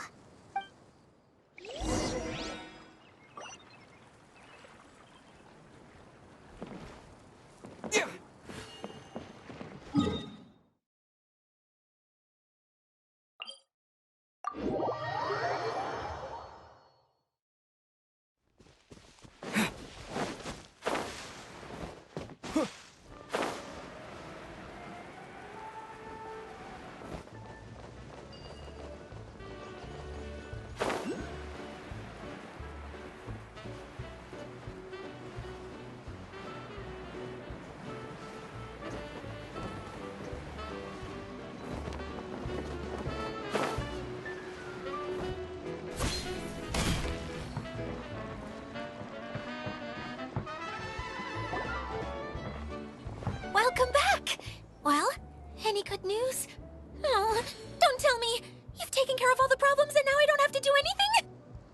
Yeah, we even rode the choo-choo cart. Do you want to come ride too? But maybe you'll have to wait till tomorrow. I'm a little tired now. Seems she had a little too much fun and now she's about to crash. I think it's time for a rest. Good idea. I think we could all use some downtime. Thanks for giving me some energy, Klee. Then we'll see you later. Bye, Mr. Honorary Knight. Bye, everyone.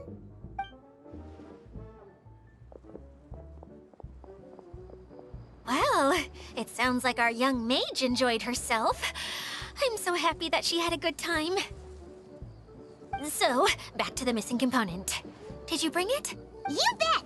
Kaya said that the missing component was this orange climbing rope. Ah, it just occurred to me that you probably ran into the three brothers while you were in the canyon. If I remember correctly, the two eldest brothers were taking their sickly younger brother on adventures when they ran into a sandstorm and ended up here. They were all arguing with one another when they first arrived, but it wasn't long before they broke down and were huddled together in tears. They sure must have a lot of energy to keep up their bickering and adventuring every day. I'm a little worried about them, yet quite envious of all that energy. You almost sound as if you're reminiscing about old friends, Idia. Yes, I've known them for quite some time after all. but I seldom go to that area. You can hold on to the rope for now, Traveler. I have no use for it until we have the other components.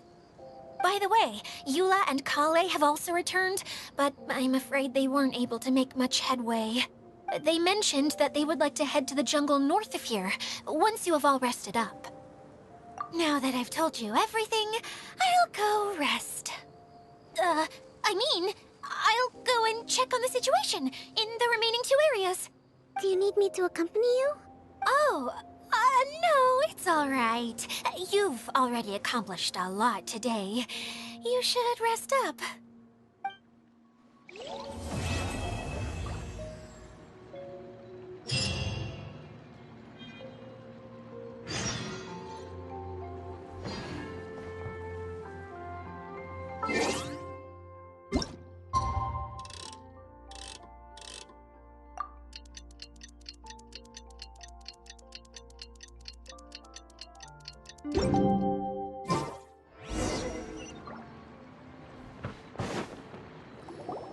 Hey, Kale and Eula!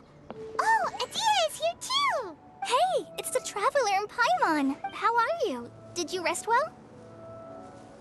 Yep, this is a comfortable place to rest. I guess that's one thing here that's better than the desert. But other than that, there's not much going for this place. Saying things like that isn't going to help, Adia. But it's the truth. The desert is full of terrible memories for me. Being there was like... yeah, like wading through thick mud. That's a weird way to put it. Actually, if you hadn't mentioned it, Paimon would have already forgotten that this domain is in the desert. I know what you mean. The air here isn't at all like the desert. It's very humid. Almost as if we're in the rainforest. It's... Everyone looks well rested. If you're ready, we can start making our way to the jungle north of here. Good luck, everyone! I'll be rooting for you! Hold on. I said we, didn't I? No need to say goodbye, because you're coming too. Huh? But wait, I'm just the mascot! You can't back out this time, Adia. The manager of the fairgrounds is waiting to see you. She said Adia is the only person who could help. Yes, Kale and I discovered a fairgrounds in the forest. The person in charge of it seems to be a Spontamod scholar. A scholar? But what's she doing there? Researching the forest ley lines? Oh, I wish there were ley lines here that I could ever study. Anyway, I know who you're talking about. I'd better come along then.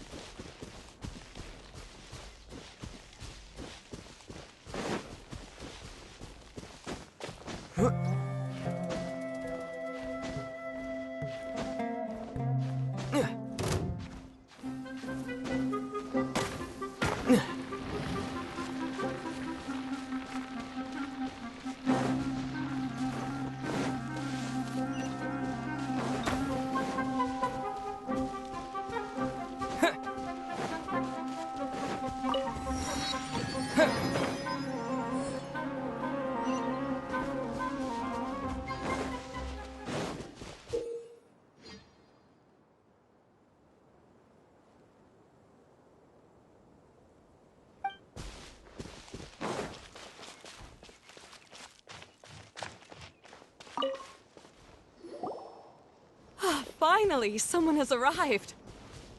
Sorry to keep you waiting, Maimuna. We've brought Adia with us. Thank you, Kale. It's been quite some time since I've seen you, Idia. To be honest, I didn't think you'd actually show up.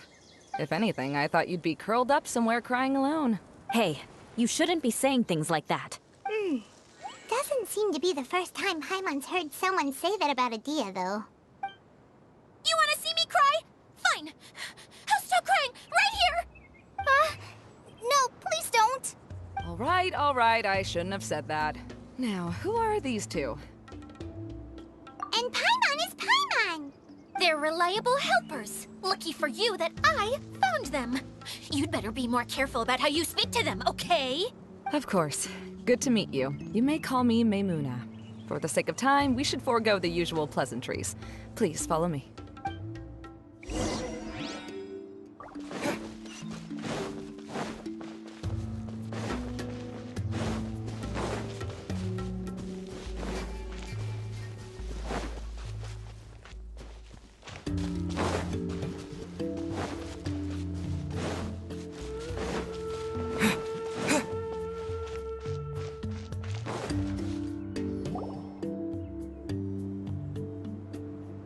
Wow! Look at that huge tent!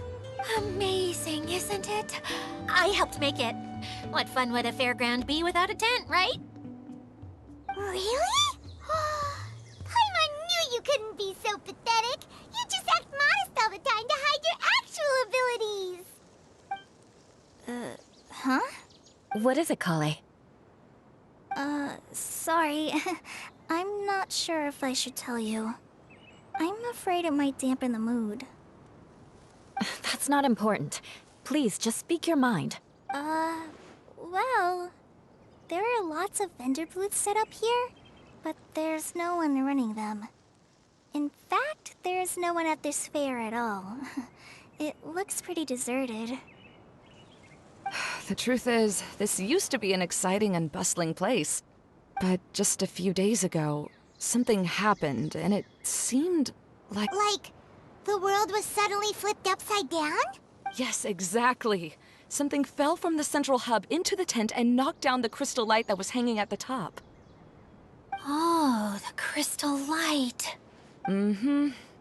I remember a certain someone said that we should have beautiful lights to celebrate at a fair, and made us that crystal light. But once the light fell, the tent became a complete mess and the Hydro-Eidolons were trapped inside. Just when I was at my wit's end, a man from the Lawrence clan came and offered his assistance. Wait, he offered to help you? Yes, and he refused to listen to any of my warnings. He just walked straight into the tent and then... Yes? And then? Yeah! Don't leave us hanging here! What happened? And that's it. He became trapped inside along with the Hydro-Eidolons. Oh no! We have to do something! We can't just leave him there, Maimuna! I know, but the situation inside might be more difficult than you think. You should mentally prepare yourselves. Just talking about it is a waste of time. Since we're already here, let's go and scout out the situation ourselves. All right. This way, please.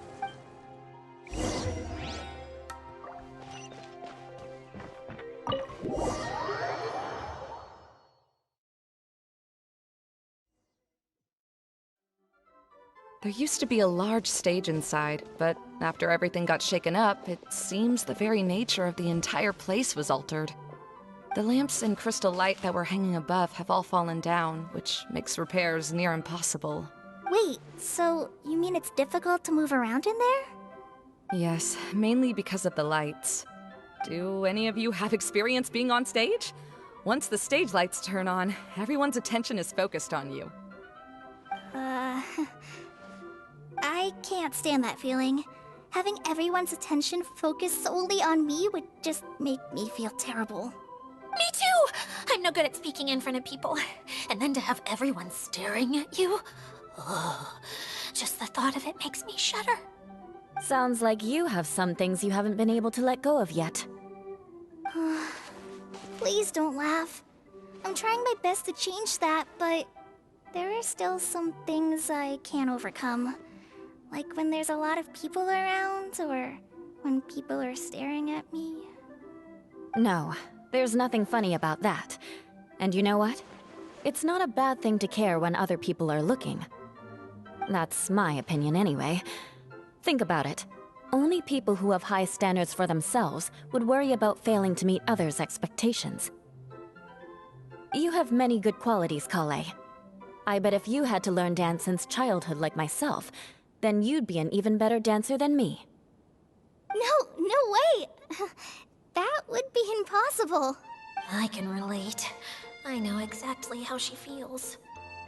Maybe we should find a time for you to learn with me. And one day, you will become an outstanding dancer too.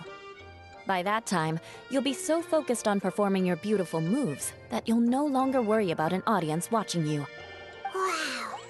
Eula's so passionate about this that she's practically glowing now. Really? You do that? You wouldn't think I look stupid and secretly laugh at me, would you? You really think I'm that kind of person?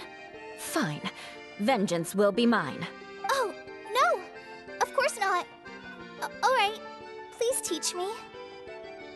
Seems there's no need for me to warn you again.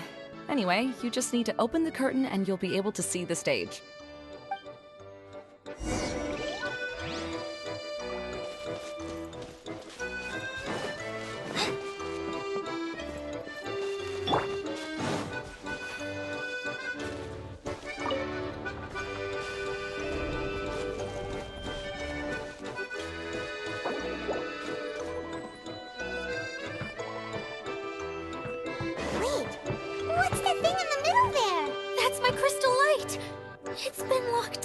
Well, let's figure out a way to fix this. Looks like we need to raise the platform underneath the crystal light. If I remember correctly, the stage controls should be somewhere around here.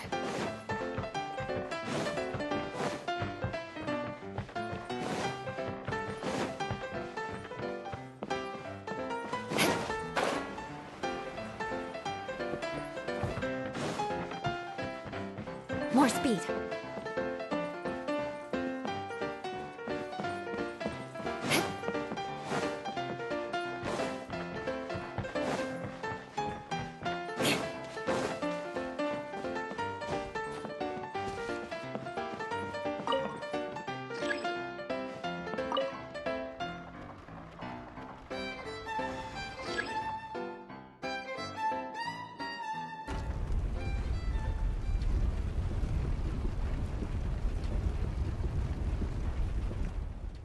It seems we have to use the colorful lens to make the light change colors.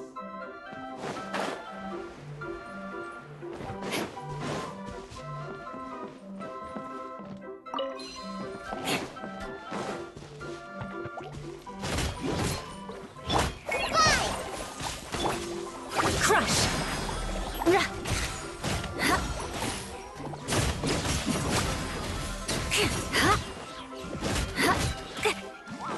Shudder!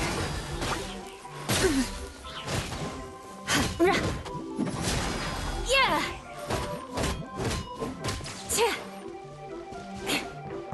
More speed.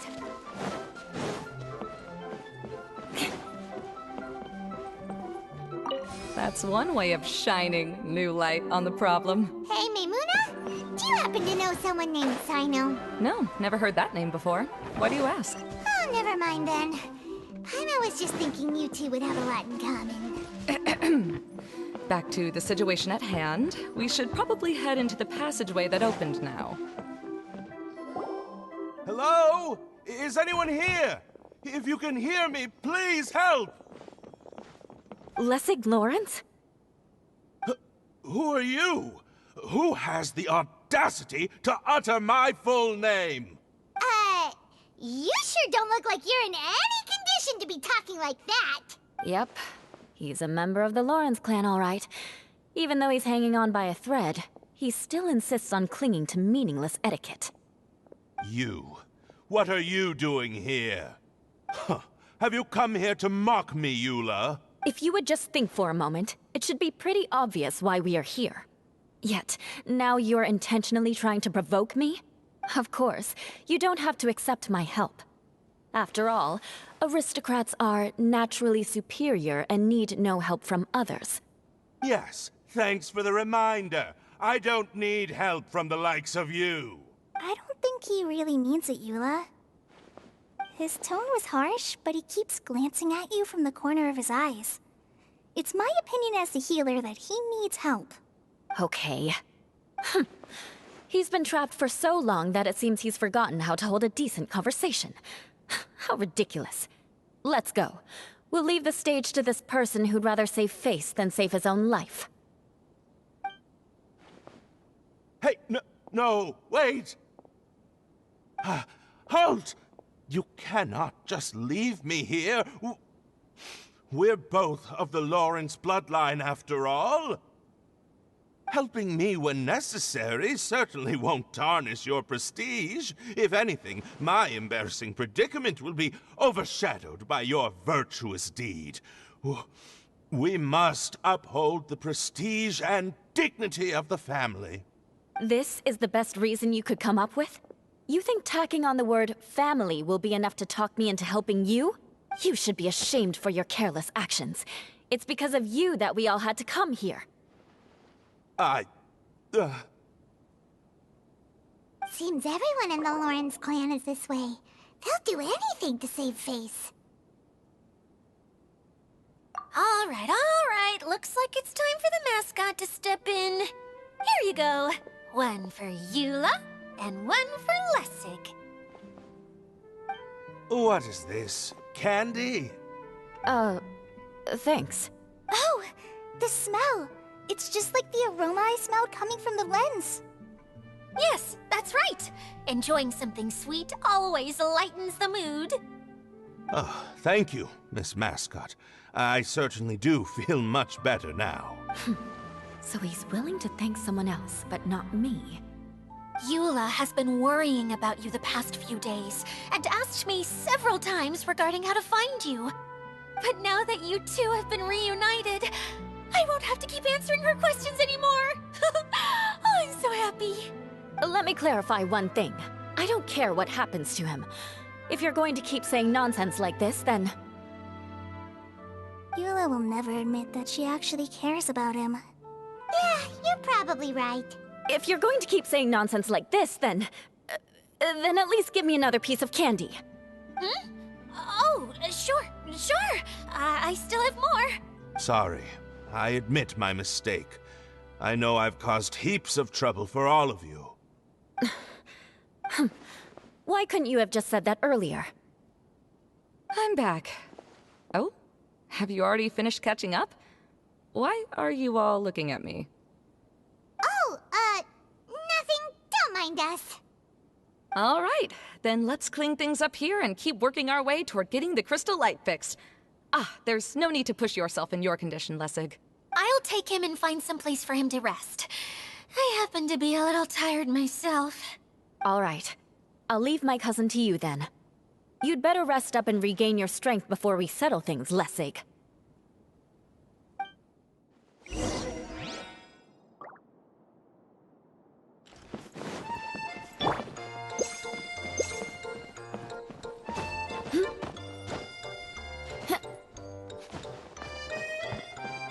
Now, let's see if there's any way to keep raising the platform higher. We probably will need to find a mechanism that's like a lamp.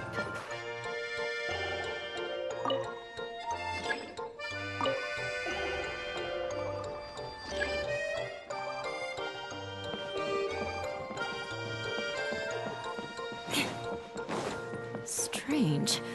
Is that really the Lessig that I know? You shouldn't always judge people based on the way you knew them before. People change, and people can always make different choices.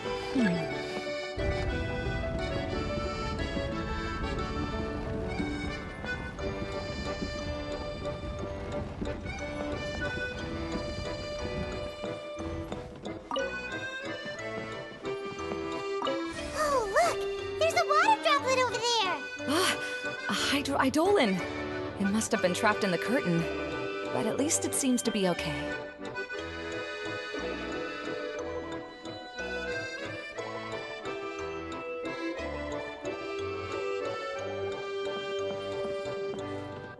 More speed.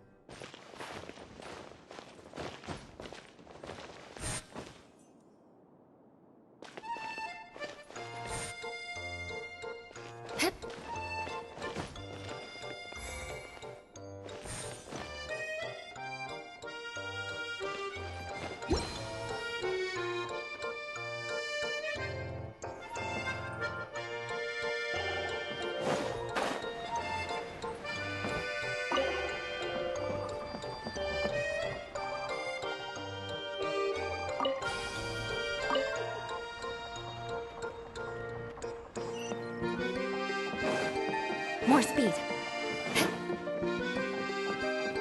Wow. Paimon thought it looked big from the outside. This place is massive! It is a magical tent, after all. The inside is much larger than it appears from the outside. Haven't you heard stories with this sort of thing before?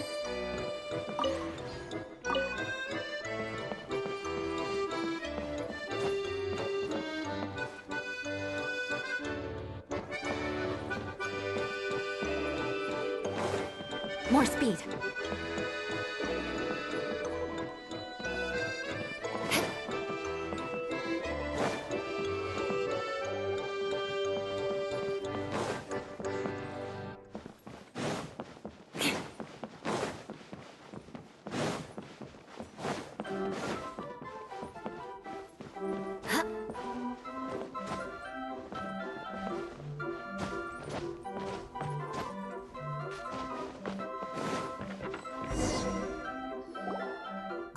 Another path has appeared!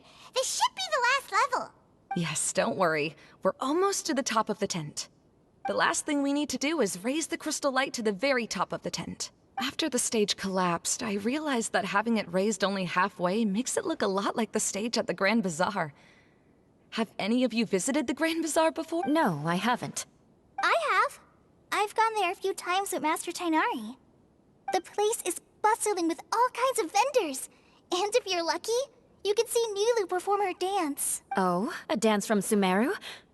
I'd like to see that myself. If only it were on the way back, then we could stop there. It doesn't matter if it's on the way or not.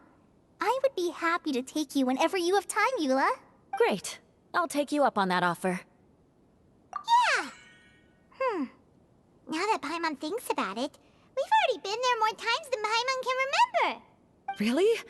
My father used to help with festivities at the Grand Bazaar and would always give me candy during the events. I was just a kid and didn't understand anything. I was happy as long as he gave me some candy. To me, fairs and festivals were the best things ever. I always thought my father was amazing and wanted to be just like him when I grew up.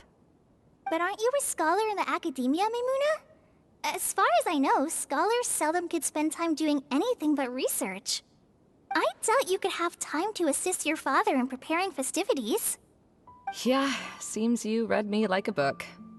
When I had the choice between becoming who I wanted to be and who my parents wanted me to be, I ended up choosing the latter.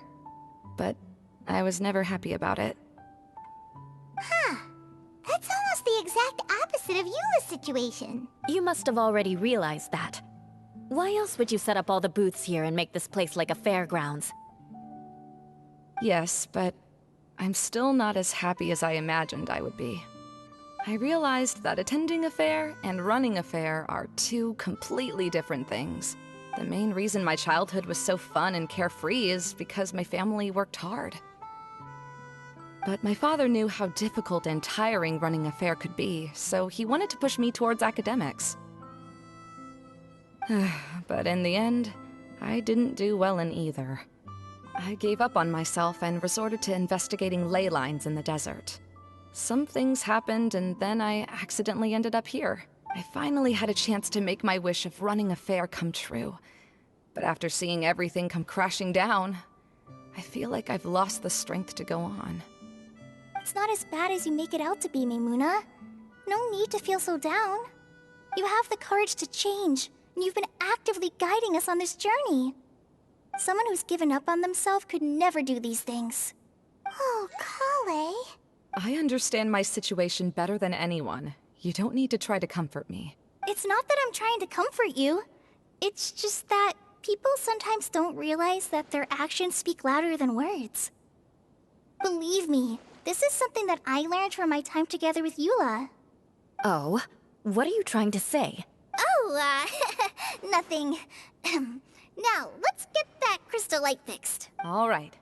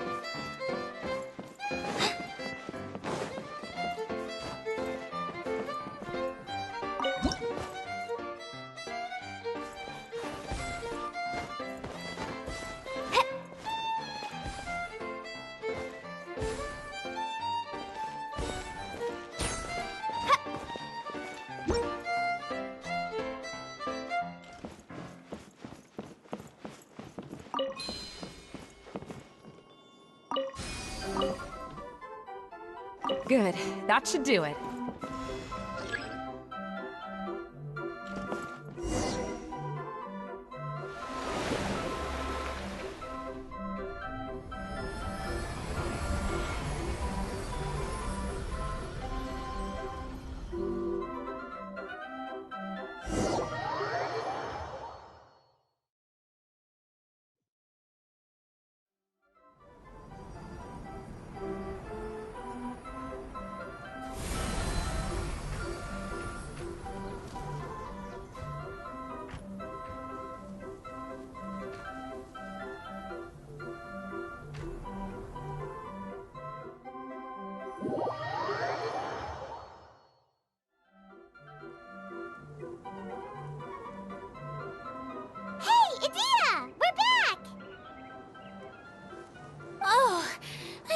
To wonder what was taking you so long. But don't worry, Lessig is recovering well. I'm pretty good at taking care of people. Seems I've found another good thing about myself. I don't know if I should be worried for him or happy for her. The shadow. It's massive. Wait. The shadow just now, it's... Seems he still might need a little more time to recover. Tell me, did everything go well for you all? Of course. With a team like the Traveler, Paimon, Kale, and Eula, they're at least 40 times more reliable than you ever were. Only 40 times more reliable? That means I'm still pretty good then. I guess it's impossible to feel like you've lost once you've already given up. I'm a little concerned about how comfortable you are with that. Huh? What has happened? How did I get outside of the tent? Ah, that's right. I remember meeting Eula, and then... my head. Oh, you're awake now. Don't worry. That's just a side effect of your treatment, Lessig. I'm afraid I still feel a little disoriented. Lessig Lawrence. Oh, it's you, Eula. All right, I'll do it. I'll come back to Mondstadt with you and abandon my wild efforts to restore the Lawrence clan. Interesting. Now you want to talk. Seems like you've had a change of heart. In that case, maybe you'll be able to explain everything in detail for us now. I admit it, yes. I came here in hopes of finding a way to restore the Lawrence clan to its former glory.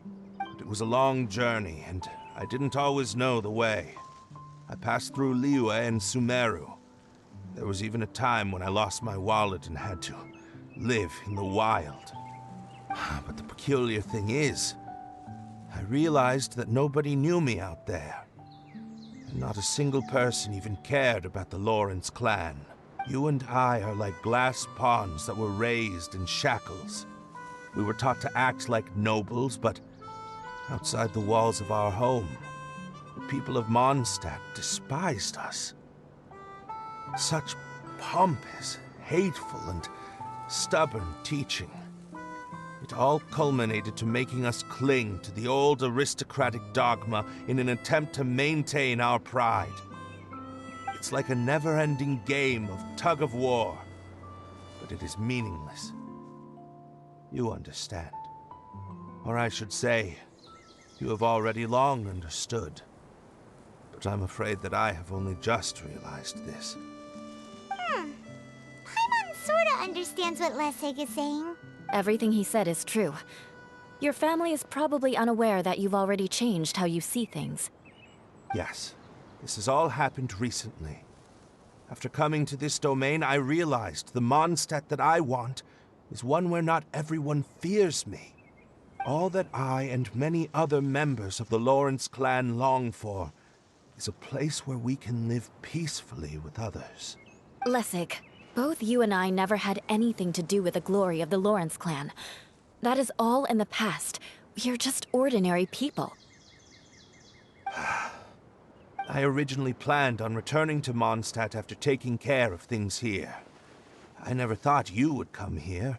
I was completely shocked, which is why I reacted like I did. I'm sorry. See, people can always make different choices. And it seems that Lessig has also chosen to become someone he truly wants to be. Yes, about that. I'm afraid I haven't quite found my own purpose in life yet. That's all right. Being able to clearly choose between becoming who you want to be and who your parents wanted you to be is already a step in the right direction. How to find true happiness is probably one of the most difficult research topics of all. I have a suggestion for you, Lessig. Why don't you return to Mondstadt and tell your parents what you just told us? They'll probably try to tear me limb from limb. But what about you? Did you ever tell your family about what you think? This is something that I've been thinking about, too. Perhaps the two of us can sit down with the rest of the clan and discuss it with them. The Lawrence clan is just like this stage. It was once home to glorious performances, but those days are now long gone. And it is time for the stage to be updated. She's so solid and tough, but also clear and open, like an ice cube. Is that why she's able to dance anytime and anywhere she wishes? Are you all done talking now? Yes, I think so. By the way, that is for you. Please take it. I found it on Lessig earlier. Oh, it's one of the missing components! Wait, so you had it all this time? Why didn't you give it to me earlier? Well, you didn't ask. All right, I admit it. I forgot about it. Okay, we'll let the Traveler hold on to it for now. Wait, this looks like... It looks pretty familiar. Have we seen one of these before? Ah, right! I also bought a similar box at the last festival. Yes, people often use this kind of box for candy at festivals. This was one of the materials originally used to create the tent. But now that the tent has been repaired, we no longer need it. Eating the candy from the box as an adult will never be as delicious as it was when you were a kid. But if you really think about it, there are way more things you can eat as an adult. Ah, so when it comes down to it, eating candy is sort of like life. It's just another choice. So, as of now, we've already collected 3 of the missing components. Only 1 more to go. I'm sorry that repairing the tent took so much of everyone's time. You should all head back and have a rest. I'll lead the way.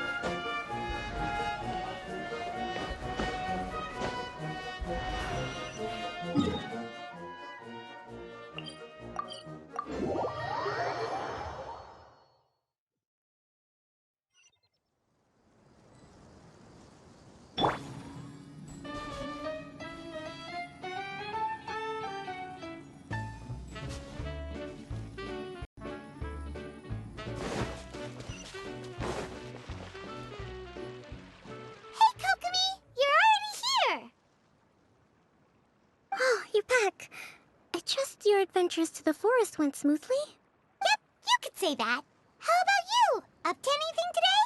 Well, I suppose it's time I told you that as the Divine Priestess of Watatsumi Island, I shouldn't actually be here now. The truth is that a relic known as the Shinro Casket was lost from Watatsumi Island long ago. But recently, an orb matching the relic's description suddenly began emitting light, almost as if it was guiding people to it. This is what led me to find the relic's whereabouts. I wasn't lying when I said that. Goro has often told me that sitting at home reading light novels is not the best of practices, and that I should try to get out more. As I made my way from Watatsumi Island to Sumeru, I enjoyed a variety of breathtaking sights. It really is a beautiful nation. I even stayed in the rainforest for several days. I was surprised to find that the relic had ended up in the desert. I knew it was somewhere here, but I still couldn't pinpoint the exact location. Though I feel that Itia was not intentionally trying to hide anything from us, this domain does have plenty of secrets. I'm sure you've sensed that too. Now that you mention it, a lot did happen today.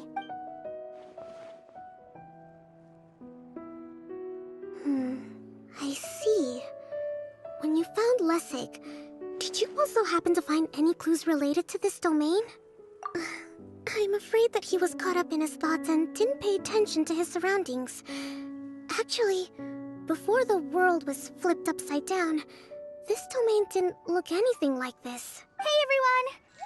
Oh, I hope we're not interrupting your conversation. It's alright. You two did a lot today. Care to join me for a cup of tea? Sure! That would be perfect! Eula and I just made some snacks. Turns out Edea has a cooking stove and oven. Seriously, why didn't she mention it earlier? Oh, so did you make us some moon pies? No, I made something called storm crust pie. You should try one, Traveler. And I made some pita pockets. You can try some, Kokomi. It should taste great with tea. Sorry, I should call you General. Oh, I would be happy to try some. By the way, Eula, how's your cousin doing now? Oh, him. You would never guess, but he's busy over by the oven now.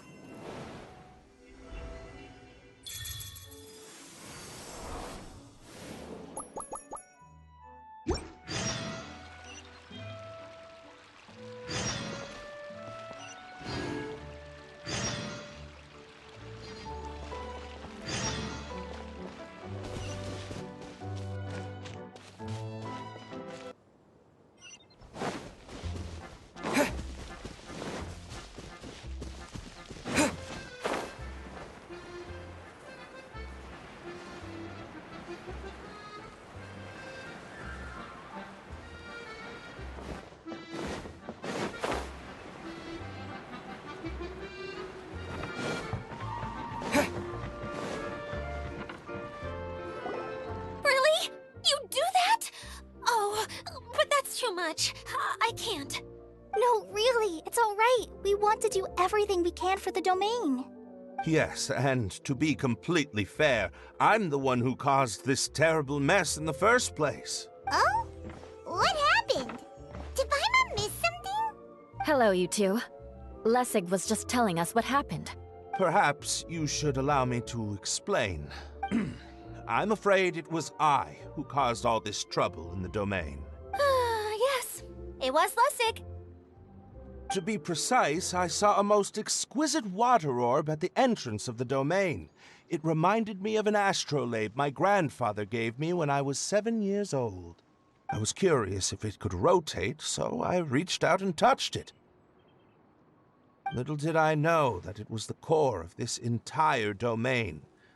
What I mean to say is, I knew something was wrong as soon as the whole place started flipping. It's not just your fault. I failed in my responsibilities as the caretaker here. Oh, I knew I should have put the core somewhere more secure. Oh, you mean the big ball of water at the entrance? Yes, that's the one. Anyway, after giving it some thought, Lessig has offered to perform some more repairs and maintenance to help support the domain. But we were concerned he wouldn't be able to handle it all alone, so Eula and I will also stay here to lend him a hand. But don't be mistaken. I'm not doing this out of the kindness of my heart like Kale. My job is purely to monitor and ensure that Lessig doesn't cause any more trouble here. Oh, sure. I don't think anyone's buying that anymore, Eula. Though I do remember that Amber mentioned we should just nod and agree when you act like this.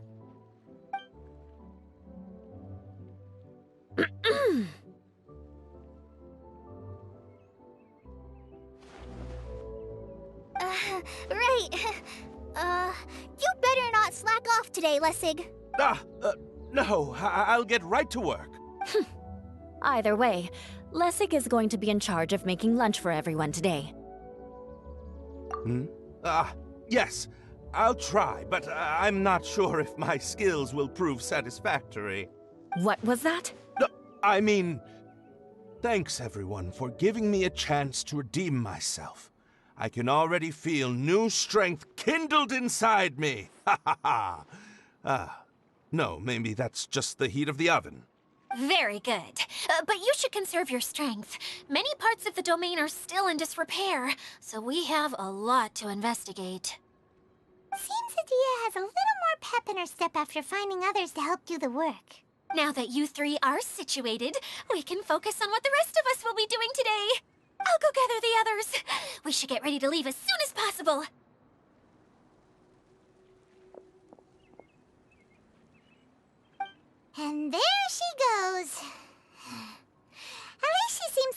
happy. Maybe this is how it feels to be in charge.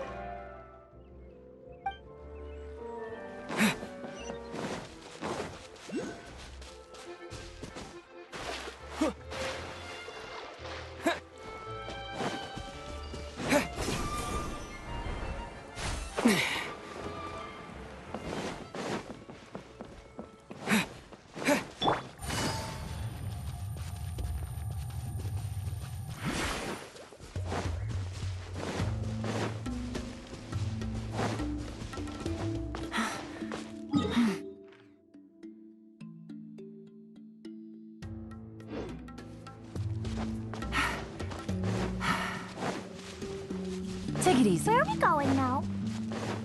We're going to retrieve the last missing component. My working theory is that the director listed on the sign has it. No details slips by our general. What's a director? A director is a kind of job. The one we're looking for is named Zosimos. Zosimos is responsible for managing everything that happens on the stage, similar to how Idea is responsible for managing the whole realm. Wow! The director doesn't get out much. He's almost always cooped up in his treehouse making props or writing scripts. But I'm trying to remember now. Where is that treehouse of his? Huh? You don't remember? Hey, don't forget! I'm just the mascot. I believe it's that way. Huh. Though he might prefer to be alone, given he often has to move stage props, I suspect that he lives near the theater. And having a view of the entire stage would be useful when imagining a production's actual stage flow. So if I were him, I'd probably pick a treehouse over there. But how do you know which direction the theater is in? Simple. The overall layout and decorations look more exciting in that direction. Oh, good point! Why didn't I think of that?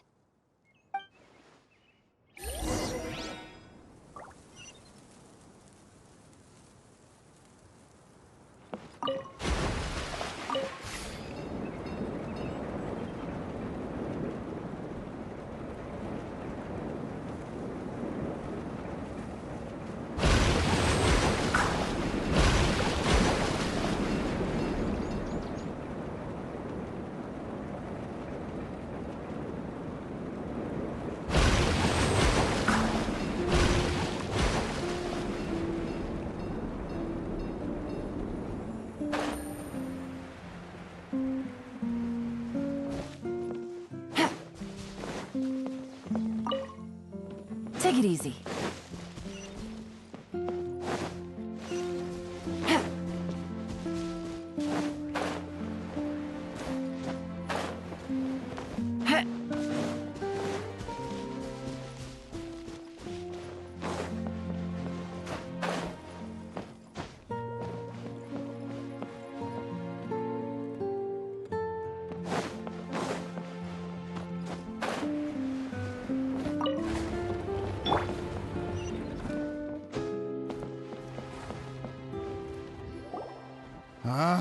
Where did that blasted automation mechanism go?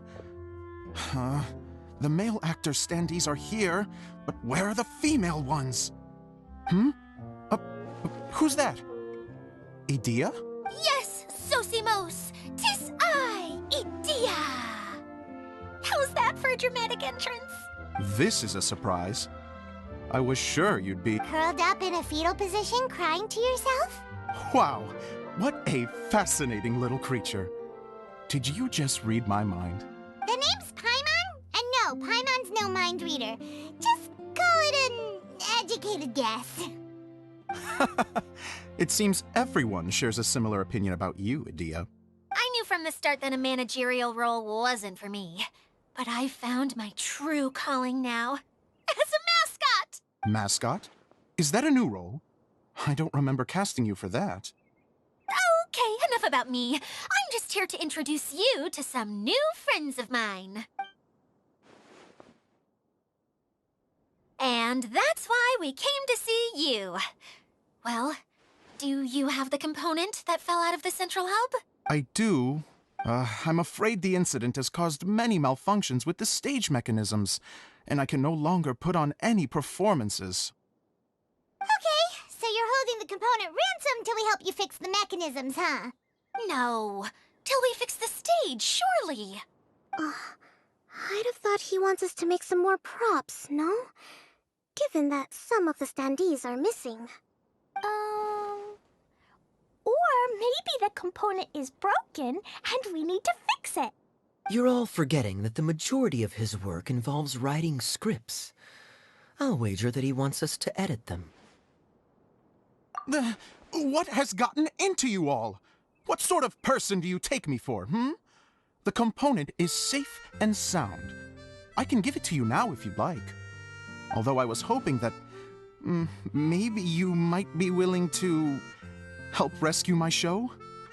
You're a big group. I have lots of roles to fill. It would really speed up the casting. A show? That sounds fun! I want to help! Can we? Also, truth be told, I've hit a bit of a roadblock in my script and was just thinking about how to move the story forward. And then you all showed up. Suddenly, I got my muse back. I don't know how to explain it, but something about seeing all of you finally helped me figure out how to continue my script. Huh? You mean that story you've been stuck on forever? Are you serious? You really think you can finish it now? Yes, really. Just give me a little time, and I'll write it all up. In the meantime, I'll leave things to you, Edea. Whoa! And he's off to write the script. Zosimos has always wanted to write an epic story about a thief and a mage. Apparently, he got the idea from some rumors that were swirling around, but he only got as far as writing the intro before writer's block set in. Why don't you all take some time for yourselves while I see what I can do? We'll reconvene after the director finishes his script.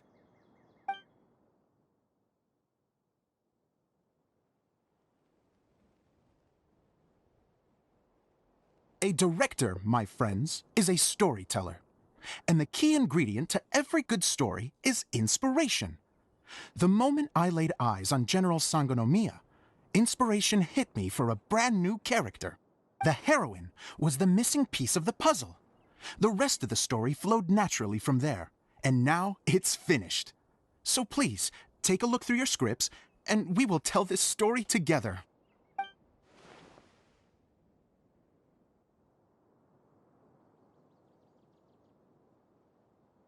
Well, is everything clear?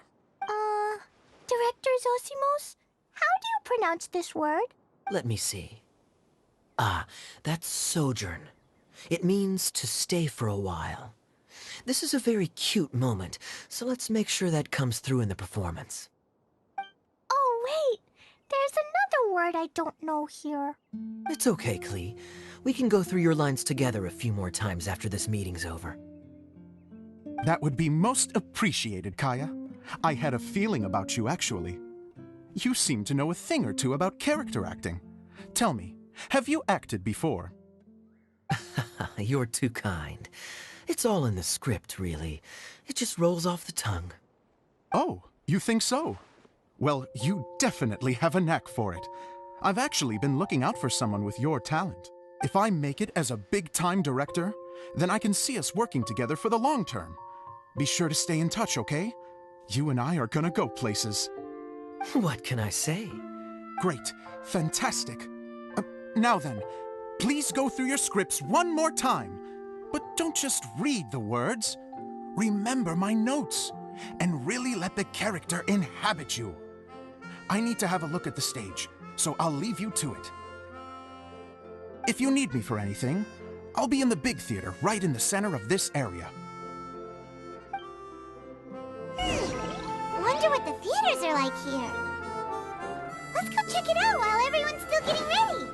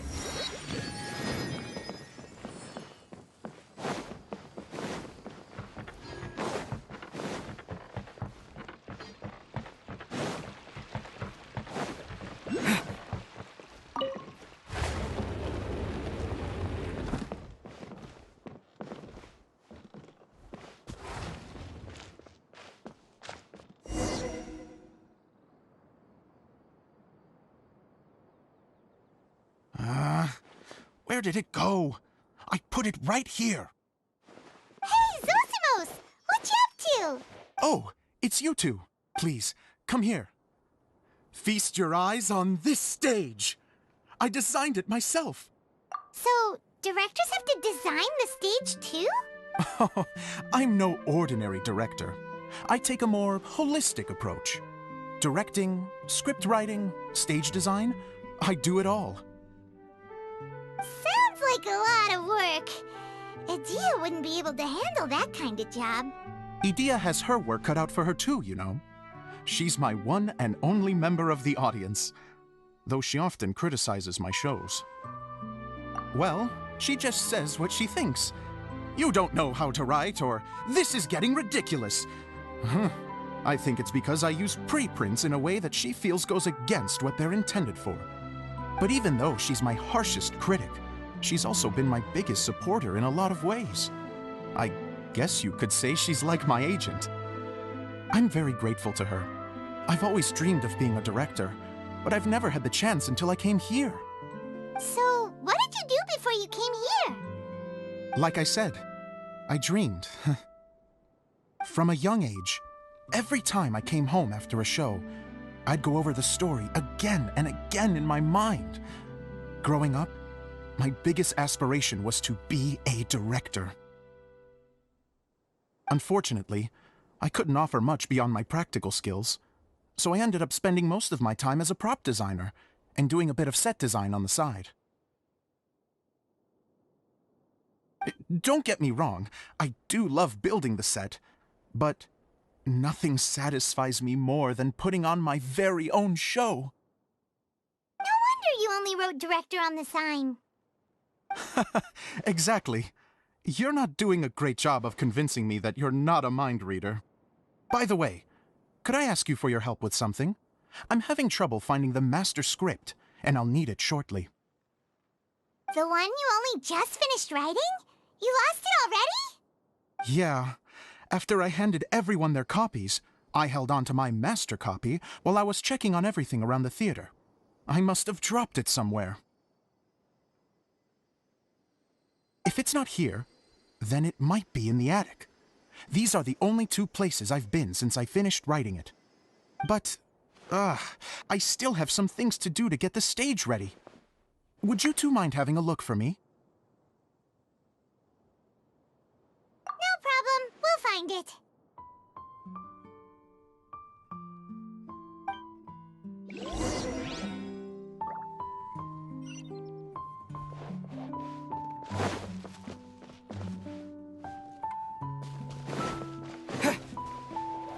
thicket board's mechanism should be functioning.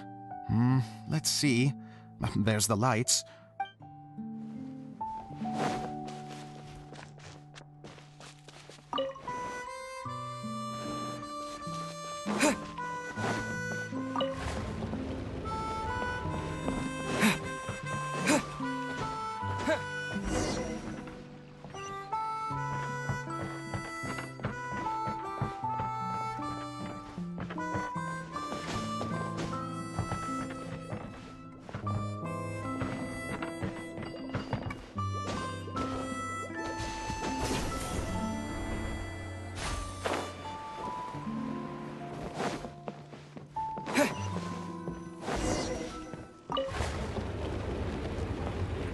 Whoa!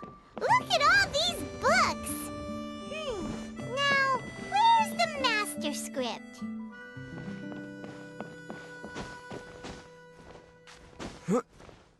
Oh, it sounds like a water droplet is on the second floor. Let's go have a look.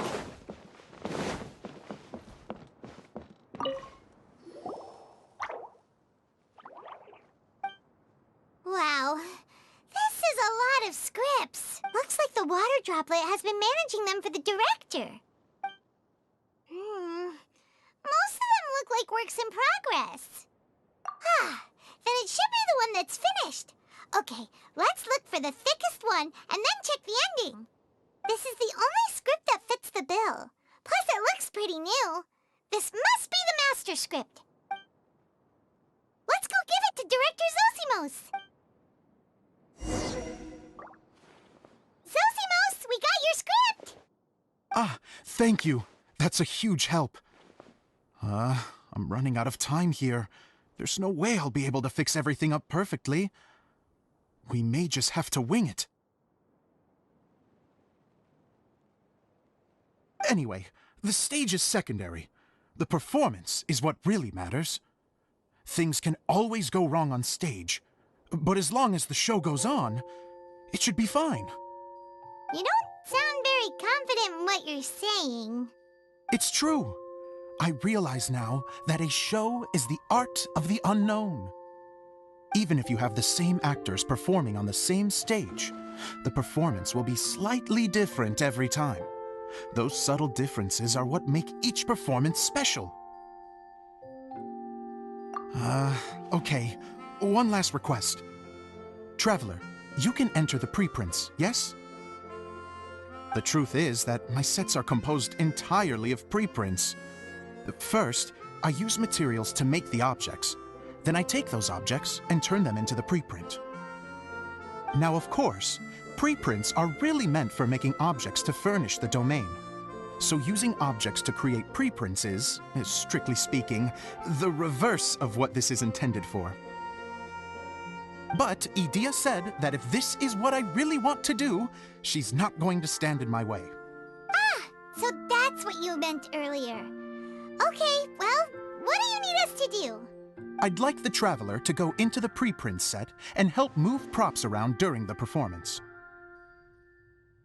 The reason is, Oh, Paimon gets it now.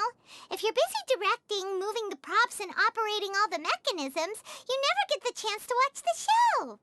Yes, I know that I'm no master playwright, but still, even if it really is a half-baked script, with shoddy writing and moments of sheer ridiculousness, I'd still like to see it for myself.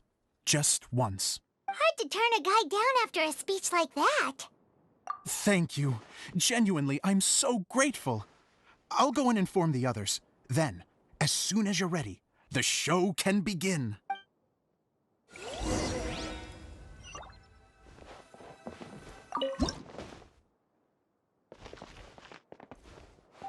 Long, long ago, there was a great thief. He lived in a land where the light did not shine, where all suffered in the darkness. People call me? Sorry, Kaya. Directly into the microphone, please. Otherwise your voice'll, you know. Okay. They call me the Dagger Bandit, but no one sees that I rob the rich and give to the poor. Here in the dark, Evildoers run rampant in the shadows, while the good, honest folk stumble blindly on, just trying to find a way through.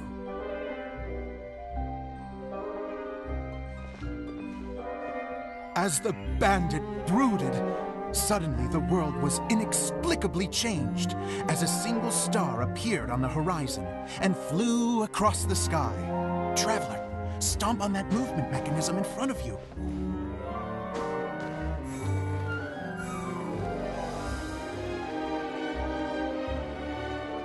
Light. A brief flash, yet enough to illuminate the world. If I can find the source of that light, I can shine it into the darkness, and the people will suffer in blindness no longer.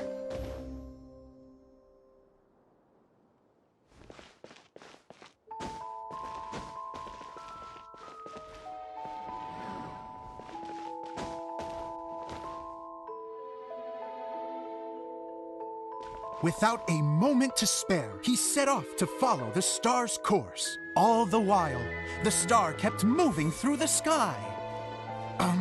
Traveler, the star kept moving through the sky.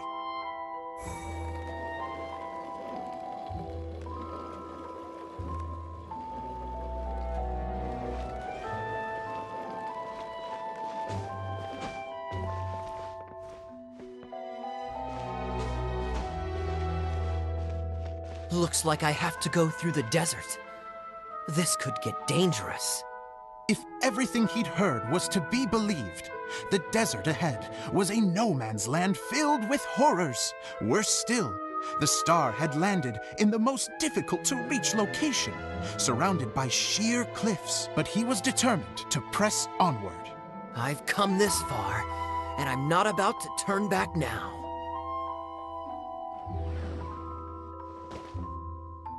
The Dagger Bandit trekked deep into the desert wasteland.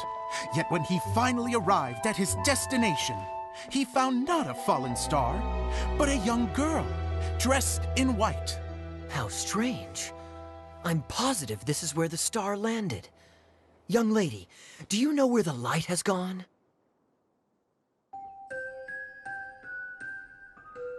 The girl replied, Traveler from afar, the light you seek is only a bottled flame. But the flame has now died, and its light is long gone.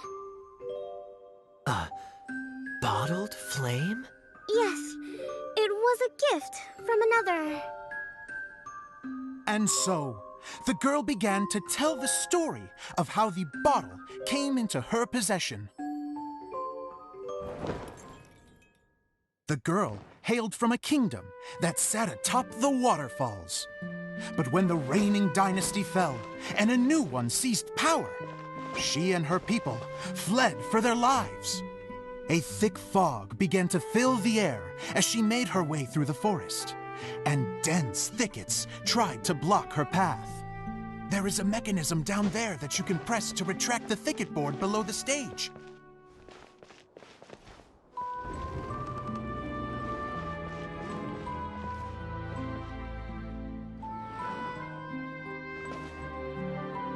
If I only had a lamp to guide me through this wretched forest, then I could survive.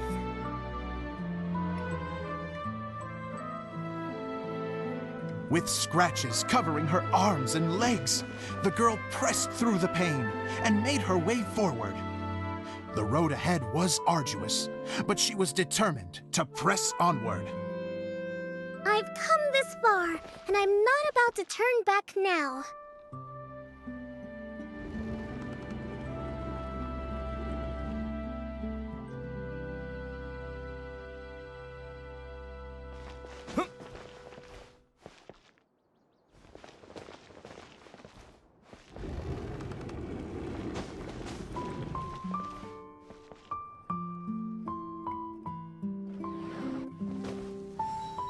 But just as she was drawing near her destination, a huge stretch of thorns and brambles suddenly came into view. Despair set in and began to weigh on her heart. If only someone could help me, I would give anything in return. The girl's heartfelt wish in her moment of desperation did not go unheard. Wait! There's no mechanism for the final thicket! Ugh, I must have forgotten to check those boards. According to the story, those thickets should be gone from the stage now, right? Yes, total oversight on my part. What a pain. I can help! Traveler, catch!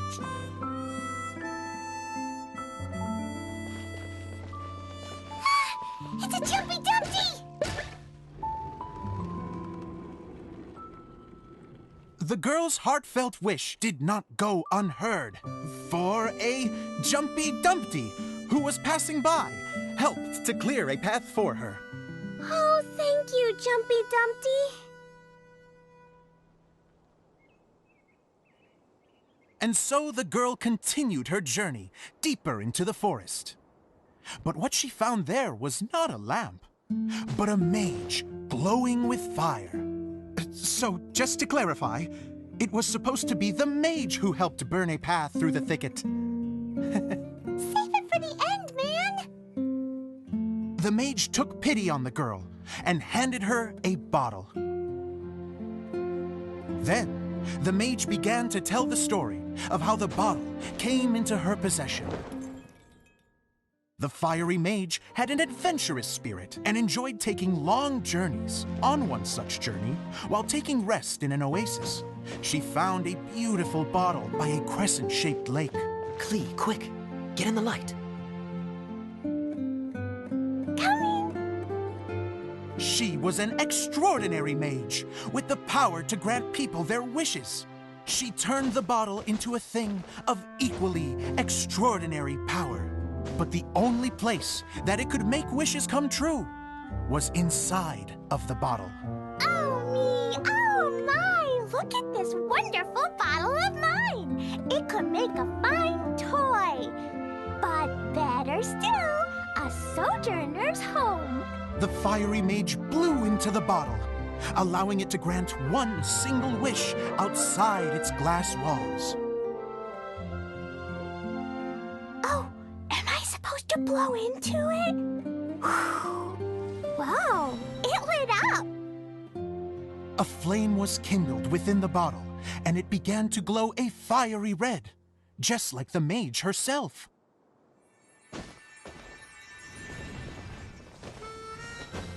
After the mage finished telling her story, she disappeared, leaving only the bottle behind. A magic bottle that can grant wishes. And I wish to leave this place and go somewhere where no one will ever find me again. And then, the bottle seemed to softly inquire.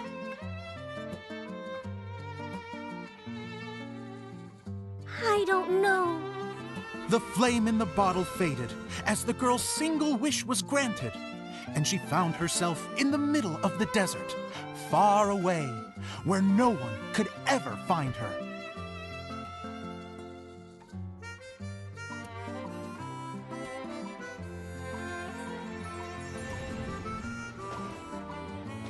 When the dagger bandit listened to her story, he sighed in disappointment that the flame with the power to grant wishes outside of the bottle had already died.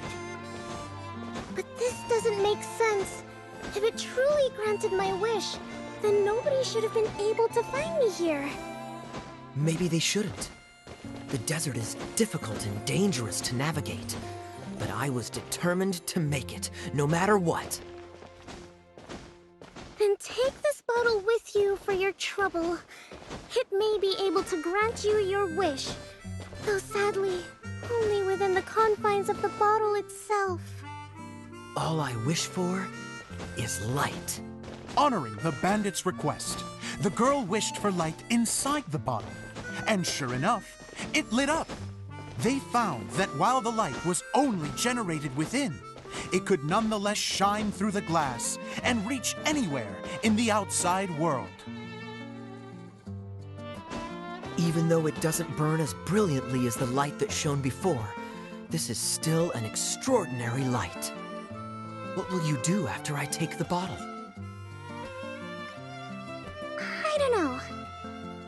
Well, then maybe you should come back with me. With no reason to refuse, the girl accompanied the Dagger Bandit back to the land where the light did not shine. They brought light to that place, and the darkness was dispersed, and they lived happily ever after.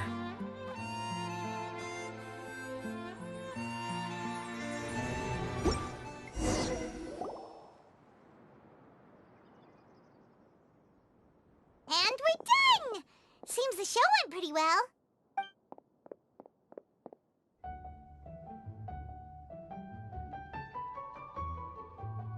Mr. Honorary Knight! Didn't I do great? I felt like I really was the fiery mage! Wow, great costume, Glee! As soon as Paimon saw your shadow, she thought straight away, what a cute hat! Glee loves it! Thanks, Mr. Zosimos! Oh, wait, no, I mean, Mr. Director. Mr. Director? Ha! No one's ever called me that before. Thank you, my dear little mage. Thank you so much. Oh, I'm so happy. Miss Adia said that she tailored it a little bit so it would fit me, but you were the one who designed and made it. You're amazing. Yeah, that's amazing! And it sounds like Adia did a great job, too!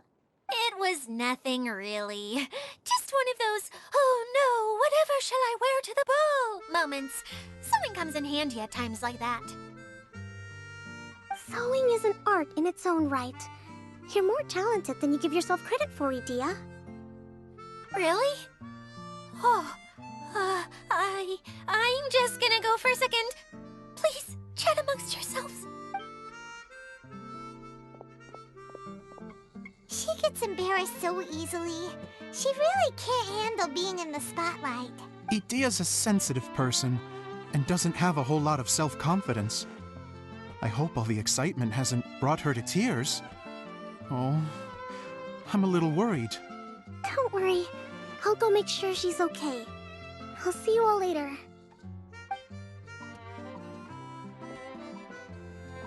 So, what did you all think of the play? Any thoughts? Huh? Uh-oh. Time to get serious. Now, are you sure you want to hear what we really think? Oh, absolutely. I had the courage to ask, didn't I? So, don't mince your words. Go ahead. Speak your mind. I can take it. Okay, Paimon will go first. So, the dialogue at the beginning was pretty good, but it ran out of steam as the story went on. Paimon could tell that you ran out of inspiration somewhere along the way. The characters were honestly a little bit ridiculous. Paimon didn't get what you were trying to do. The moment anyone started to show any kind of substance, suddenly the scene was over. Yes, all very good points, Paimon. I would add that in its attempt to pay tribute to the series 1,000 Nights, all semblance of a coherent was sacrificed. Plus, I do have to penalize you for the issues with the props. Miss Adia, what are you doing back here? Oh, you know, I return like the tide when people start discussing something important. Huh.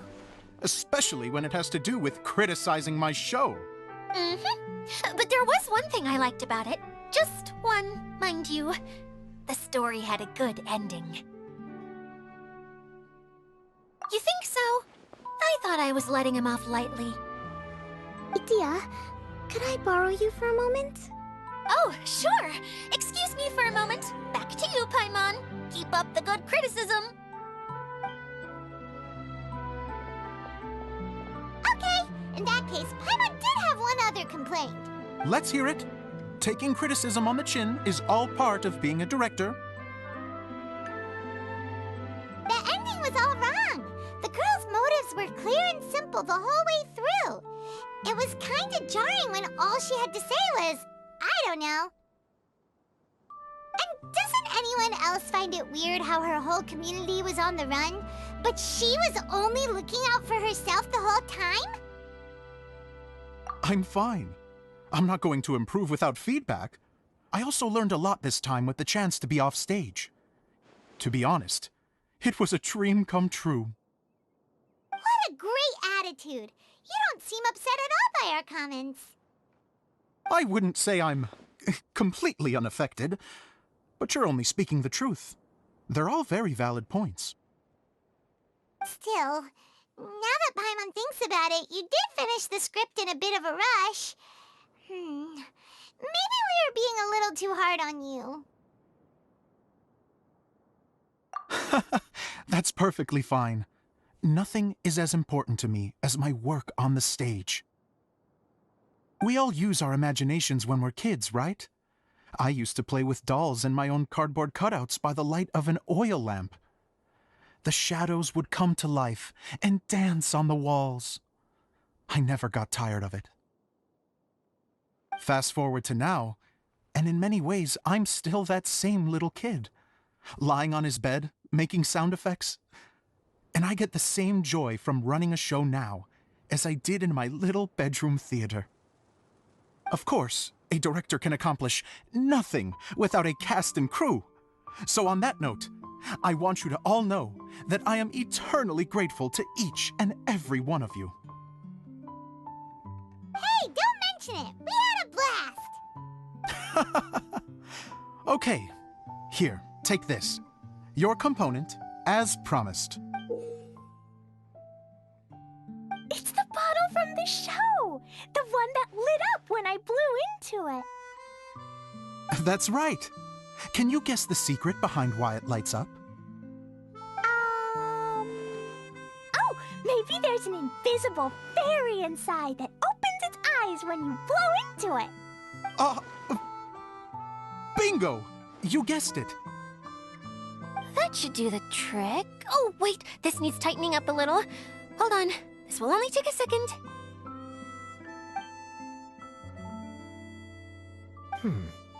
This outfit's more fashionable than I imagined.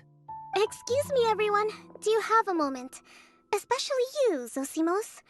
Idia wants to do a little something for you.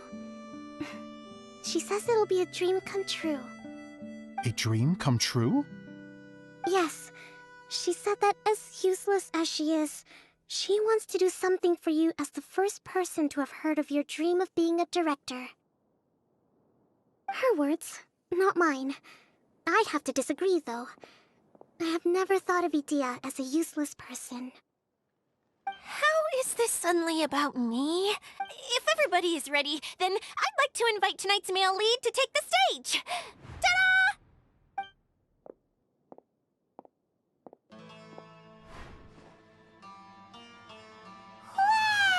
Cool! Kaya's turned into the real Dagger Bandit! How is me changing outfits supposed to make the director's day?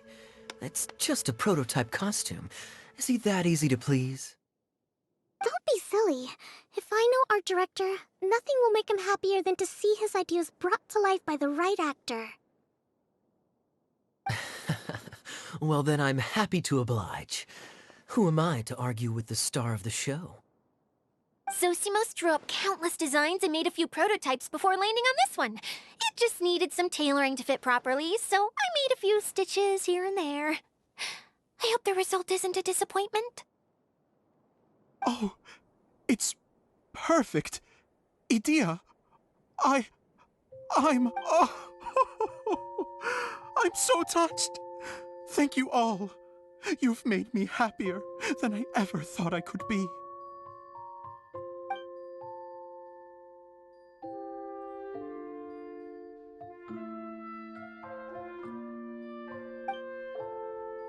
How are you doing? Recovered? Oh, I'm good. Thank you again, Idia. Oh, please, don't mention it. Well, now that we have the final component, it's time to say goodbye for now. Let's head to the core of the Veluriyam Mirage and get this place fixed up. Can I keep wearing my costume? Please do, by all means. Both of you can keep your costumes. It seems only fair. Yay! Kaya, keep wearing yours too. It looks amazing. I agree with our mage. I'm sure it's not every day you get to play such an unforgettable character. Sure. I think I can be a bandit for a little longer. Bye-bye, Mr. Director. Take care, my dear friends.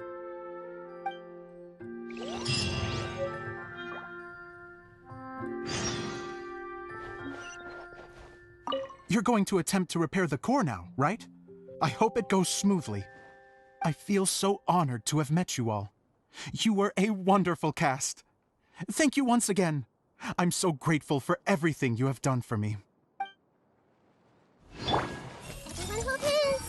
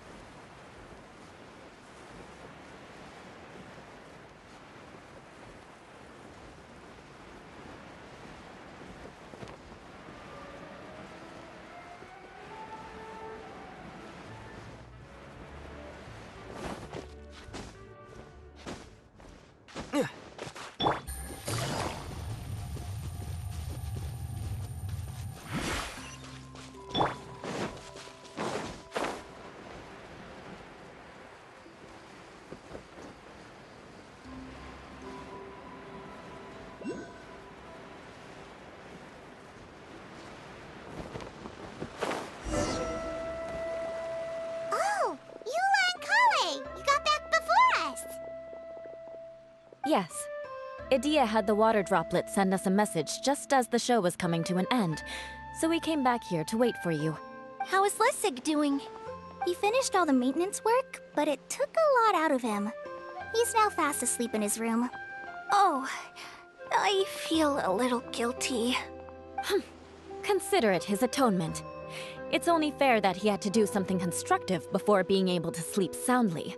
Seriously, don't waste your concern on him. If you say so. Okay, without further ado, let's go and fix the domain! Isn't this where we first met Water Droplet? Correct! The core of the Veluriyam Mirage is the largest streaming projector of all, and this domain is one gigantic preprint. Whoa, so everything we've seen is created by this? That's incredible! So, to fix it, same process as usual, right? Exactly! Well done! You catch on quick. It's hard to forget after doing it so many times now. Let's get going! This is the final step! Yay! Suddenly Paimon's really excited! The hub consists of these components. All you need to do is place them onto the foundation in the right shape. The right shape?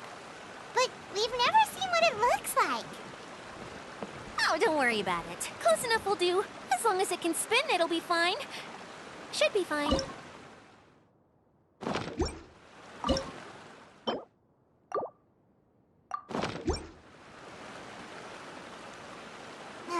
Sometimes you have no standards whatsoever. It's like doing a jigsaw puzzle. What's making that shadow? Is it the rope? I feel like the rope should go from one part to another to...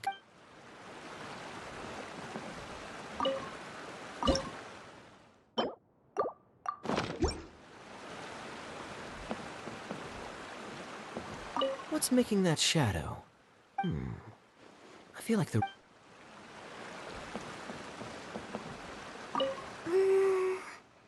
If I remember correctly, I think there's supposed to be a small cog on the right-hand side. So maybe that's the candy box. Wait, this is Zosimos' bottle lamp. Try sticking it in somewhere where there's a gap. And maybe on the right. Something that spins. Would a water wheel count? I guess it'll be time for us to leave once this is fixed. Everything.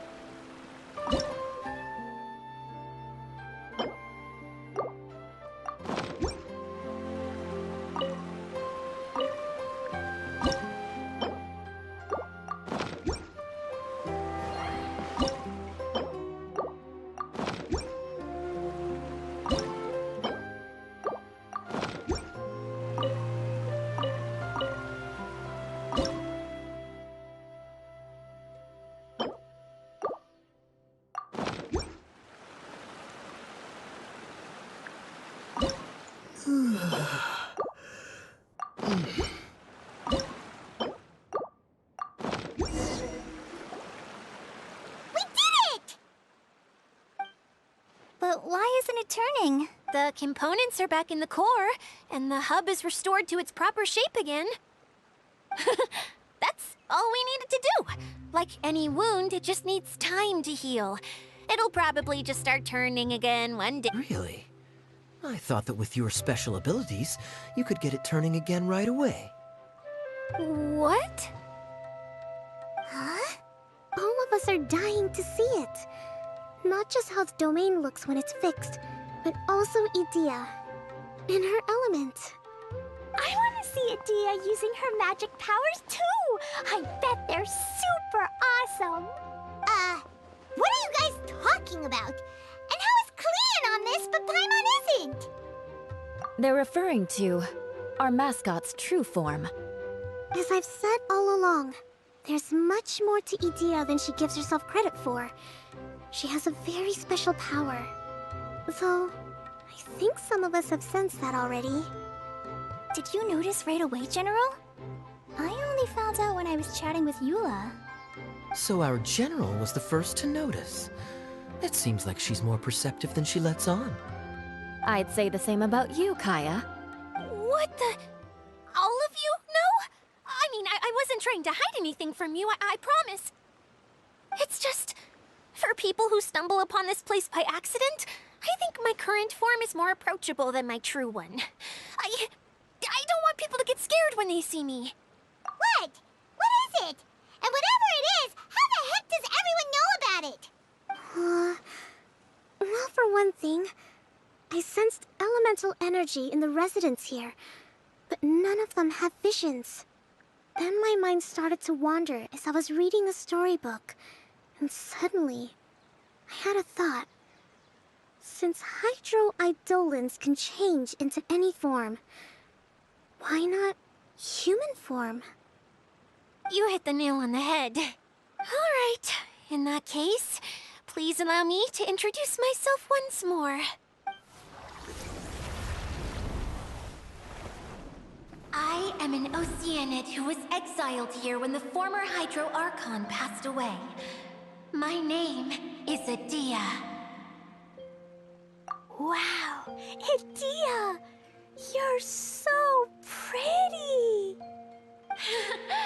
Now that I'm in my true form, I suddenly feel a little embarrassed talking to you all.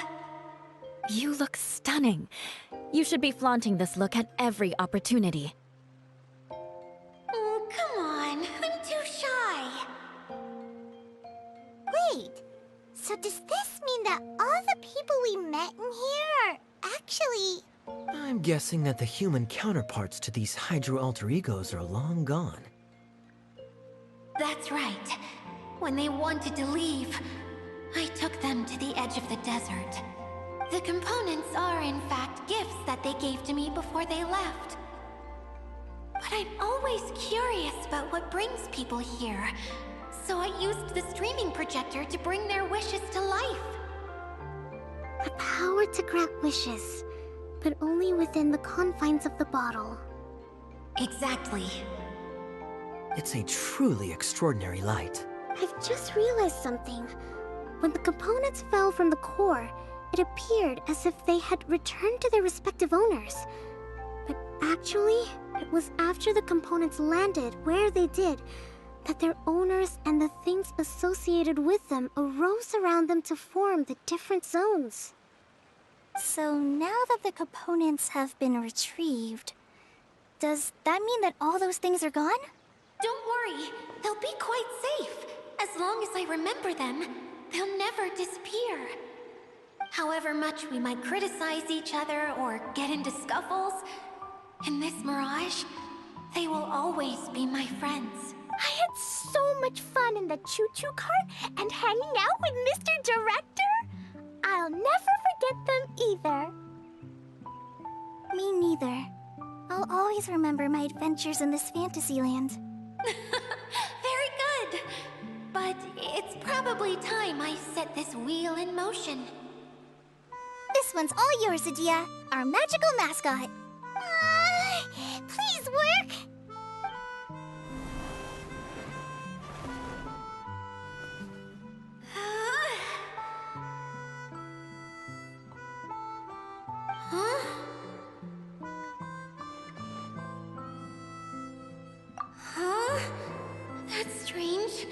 nothing happened. Has it lost some power because of the incident? Oh, crumbs. Not now. Not right off the back of everyone putting me on a pedestal and me acting like this was going to be my big moment. Oh. Someone get me a bottle. I'm hiding myself away. See you in 100 years. You're already in a bottle. What now? This was the only way. Now I'll never be able to show you how the Veluriyam Mirage is supposed to look. Hold on. I have an idea. Yes, General Sangonomiya? I'm all ears. If it's okay with you, would you let me borrow the Shinro casket from the domain's core? Ah, the Shinro casket. That sounds familiar. 1 second. Here. Is this it? Wow! It's the relic that Kokomi mentioned earlier! So this is where it's been hiding! It was once a ritual vessel used for making offerings in the Moon Shrine. It's made from the remains of a yokai called the Shinkiro, and it can listen to the wishes of those who come to pray to build up Shinki, which gives it its power. Several centuries ago, the relic was lost when the last prefect of Yashiori died in battle. Its final resting place was unknown. The pearl that goes with it should be able to sense the casket's location. But when, unbeknownst to anyone at the time, the casket disappeared inside the core of the Veluriyam Mirage, the pearl's light died out. Huh? How come? Well, imagine it was a sound instead of light. If the room is too big, you can't hear anything from outside the door, can you? Oh, I get it now. The shell must have been having too much fun one day and got locked in the solitary confinement room. I understand now, too. The core has been wearing out recently. That's why you were able to follow the pearl all the way here. To get back to the story, without the offerings at the shrine, this vessel quickly loses its power. Yet countless people who have visited this domain brought their wishes with them and left a small piece of themselves behind along with their gifts. These have the same effect as the offerings at the shrine. Wow! I never knew this thing was so powerful. It is. Powerful enough to help you repair the Veluriyam Mirage with any luck. But what do I do with it? It's simple. We just need to awaken it by telling it what we wish for. For example, my name is Sangonomiya Kokomi, the divine priestess of Watatsumi Island, and my wish is to use my critical thinking and strategic planning skills to bring a little more joy into the lives of my fellow Watatsumi Islanders, as well as the lives of everyone I cherish. Itia, what do you wish for? Me? My wish is that all those who have sojourned to the Veluriyam Mirage in the past will achieve what they truly wish for.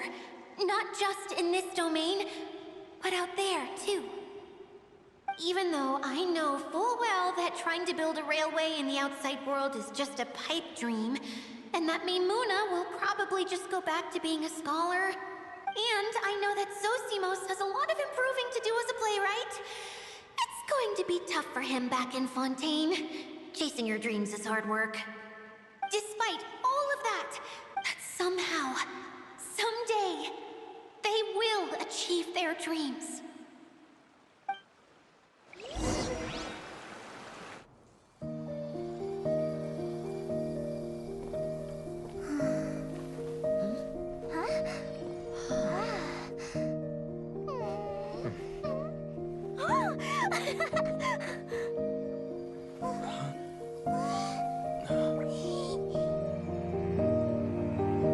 Okay, the combined power of our hopes and dreams is at your disposal.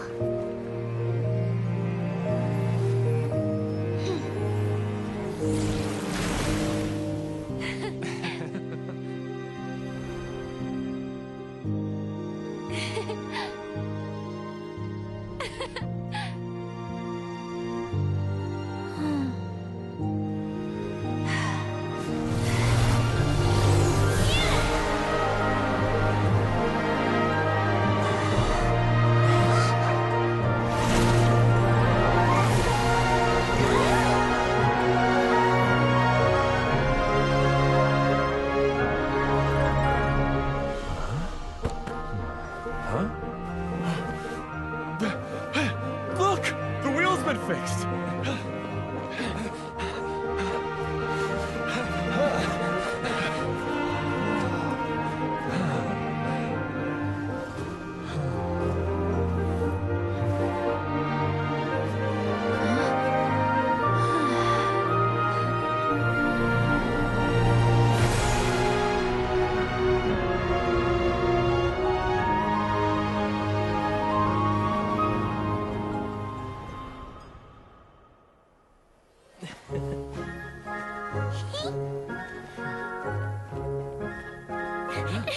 Come on, hurry!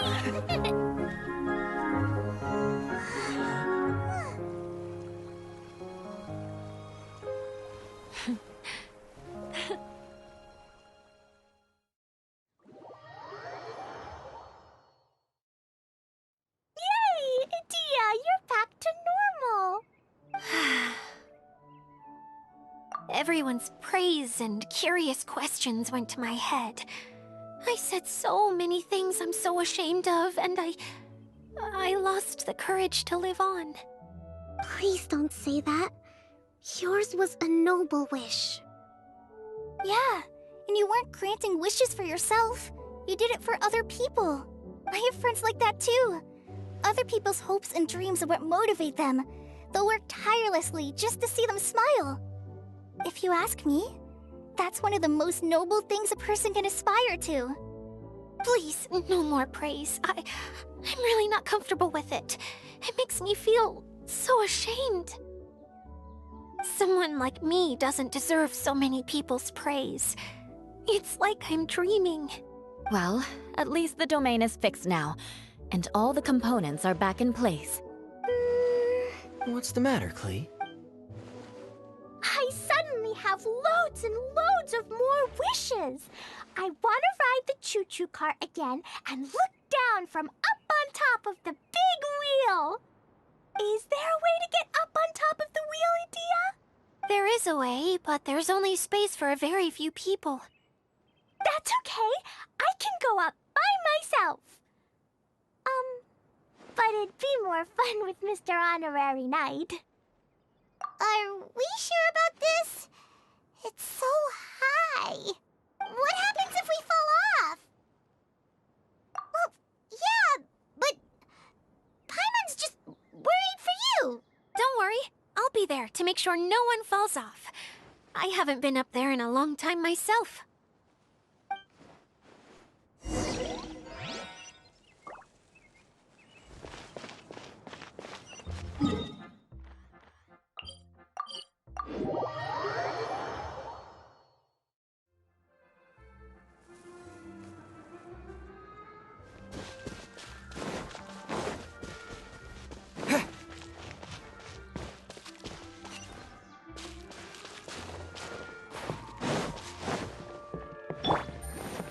Take it easy.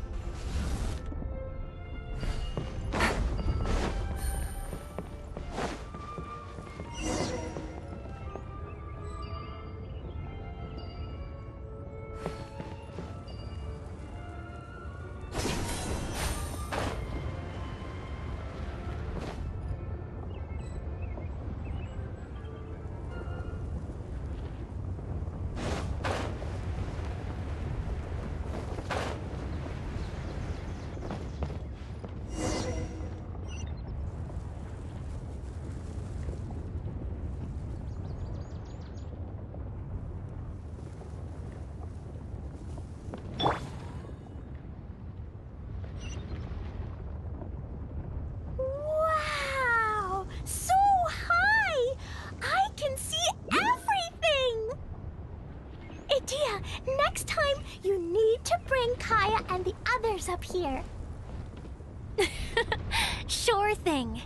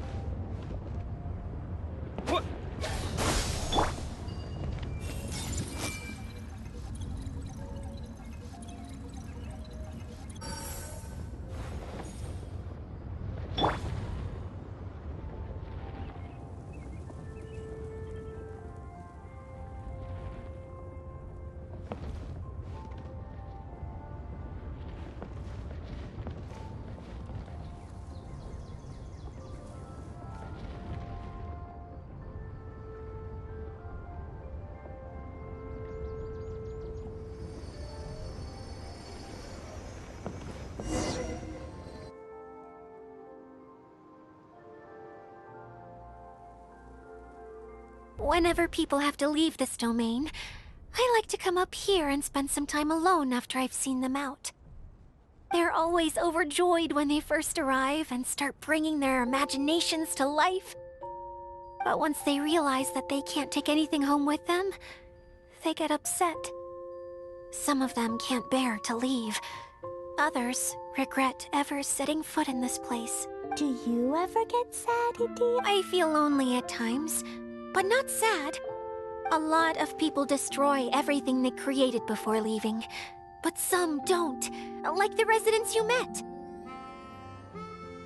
Before they left, they asked me to make replicas of themselves using hydro-eidolons. Then they tasked these replicas with maintaining everything they built here, as if this was their way of keeping their dreams alive. That's beautiful. Yeah, I don't know how they're faring in the outside world, but just the thought that one day they might achieve their dreams and live on the outside just as their counterparts do in here, that's enough to make me happy. It feels like I'm here waiting for them in the future, where they've achieved everything they wanted. Really? I just think that every dream, every wish, is like a flame in a bottle. Whether someone is still working towards their dream or living it already, as long as whenever they think back to that spark of light within them, it still makes them smile fondly. That's all it takes. Well, I feel super happy right now. Then I guess I finally paid Alice back after all these years. Funny to think I've been in the middle of a desert this whole time. It's just a giant muddy swamp to me. Time for Paimon to give you a nickname! Mud Fairy! Watch out for Edea the Mud Fairy! How dare you mock me! Roar! I'll gobble you up in one mouthful! I'm still embarrassed to have shown you my uglier side, but I'm glad the Veluriyam Mirage is up and running again. This place is going to be bustling with activity again soon enough. I hope you'll take some time to enjoy yourselves. Yep, I want to get everyone together for one last ride on the choo-choo cart.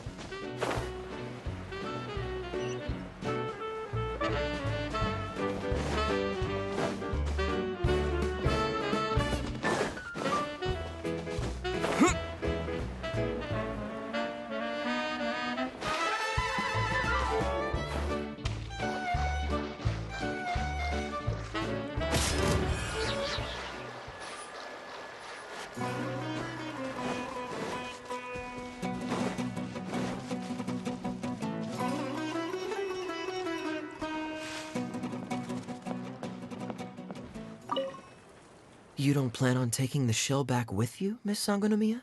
No. I think it's better if it stays here. With Watatsumi Island has something new to treasure now. And slowly but surely, people are seeing progress in pursuing their aspirations. It'll be of more use here, where it can protect this puddle domain and the dreams of all who journey through here.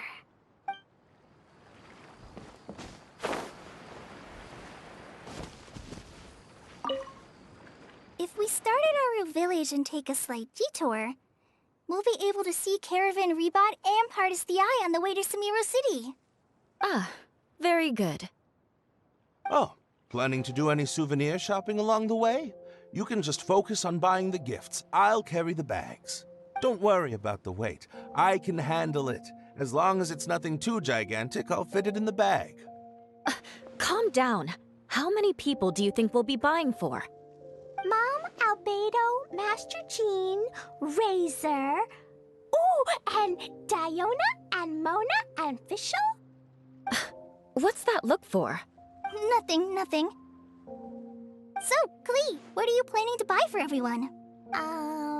Sunsettia-flavored candies, and big fungi caps, and loads and loads of storybooks for everyone!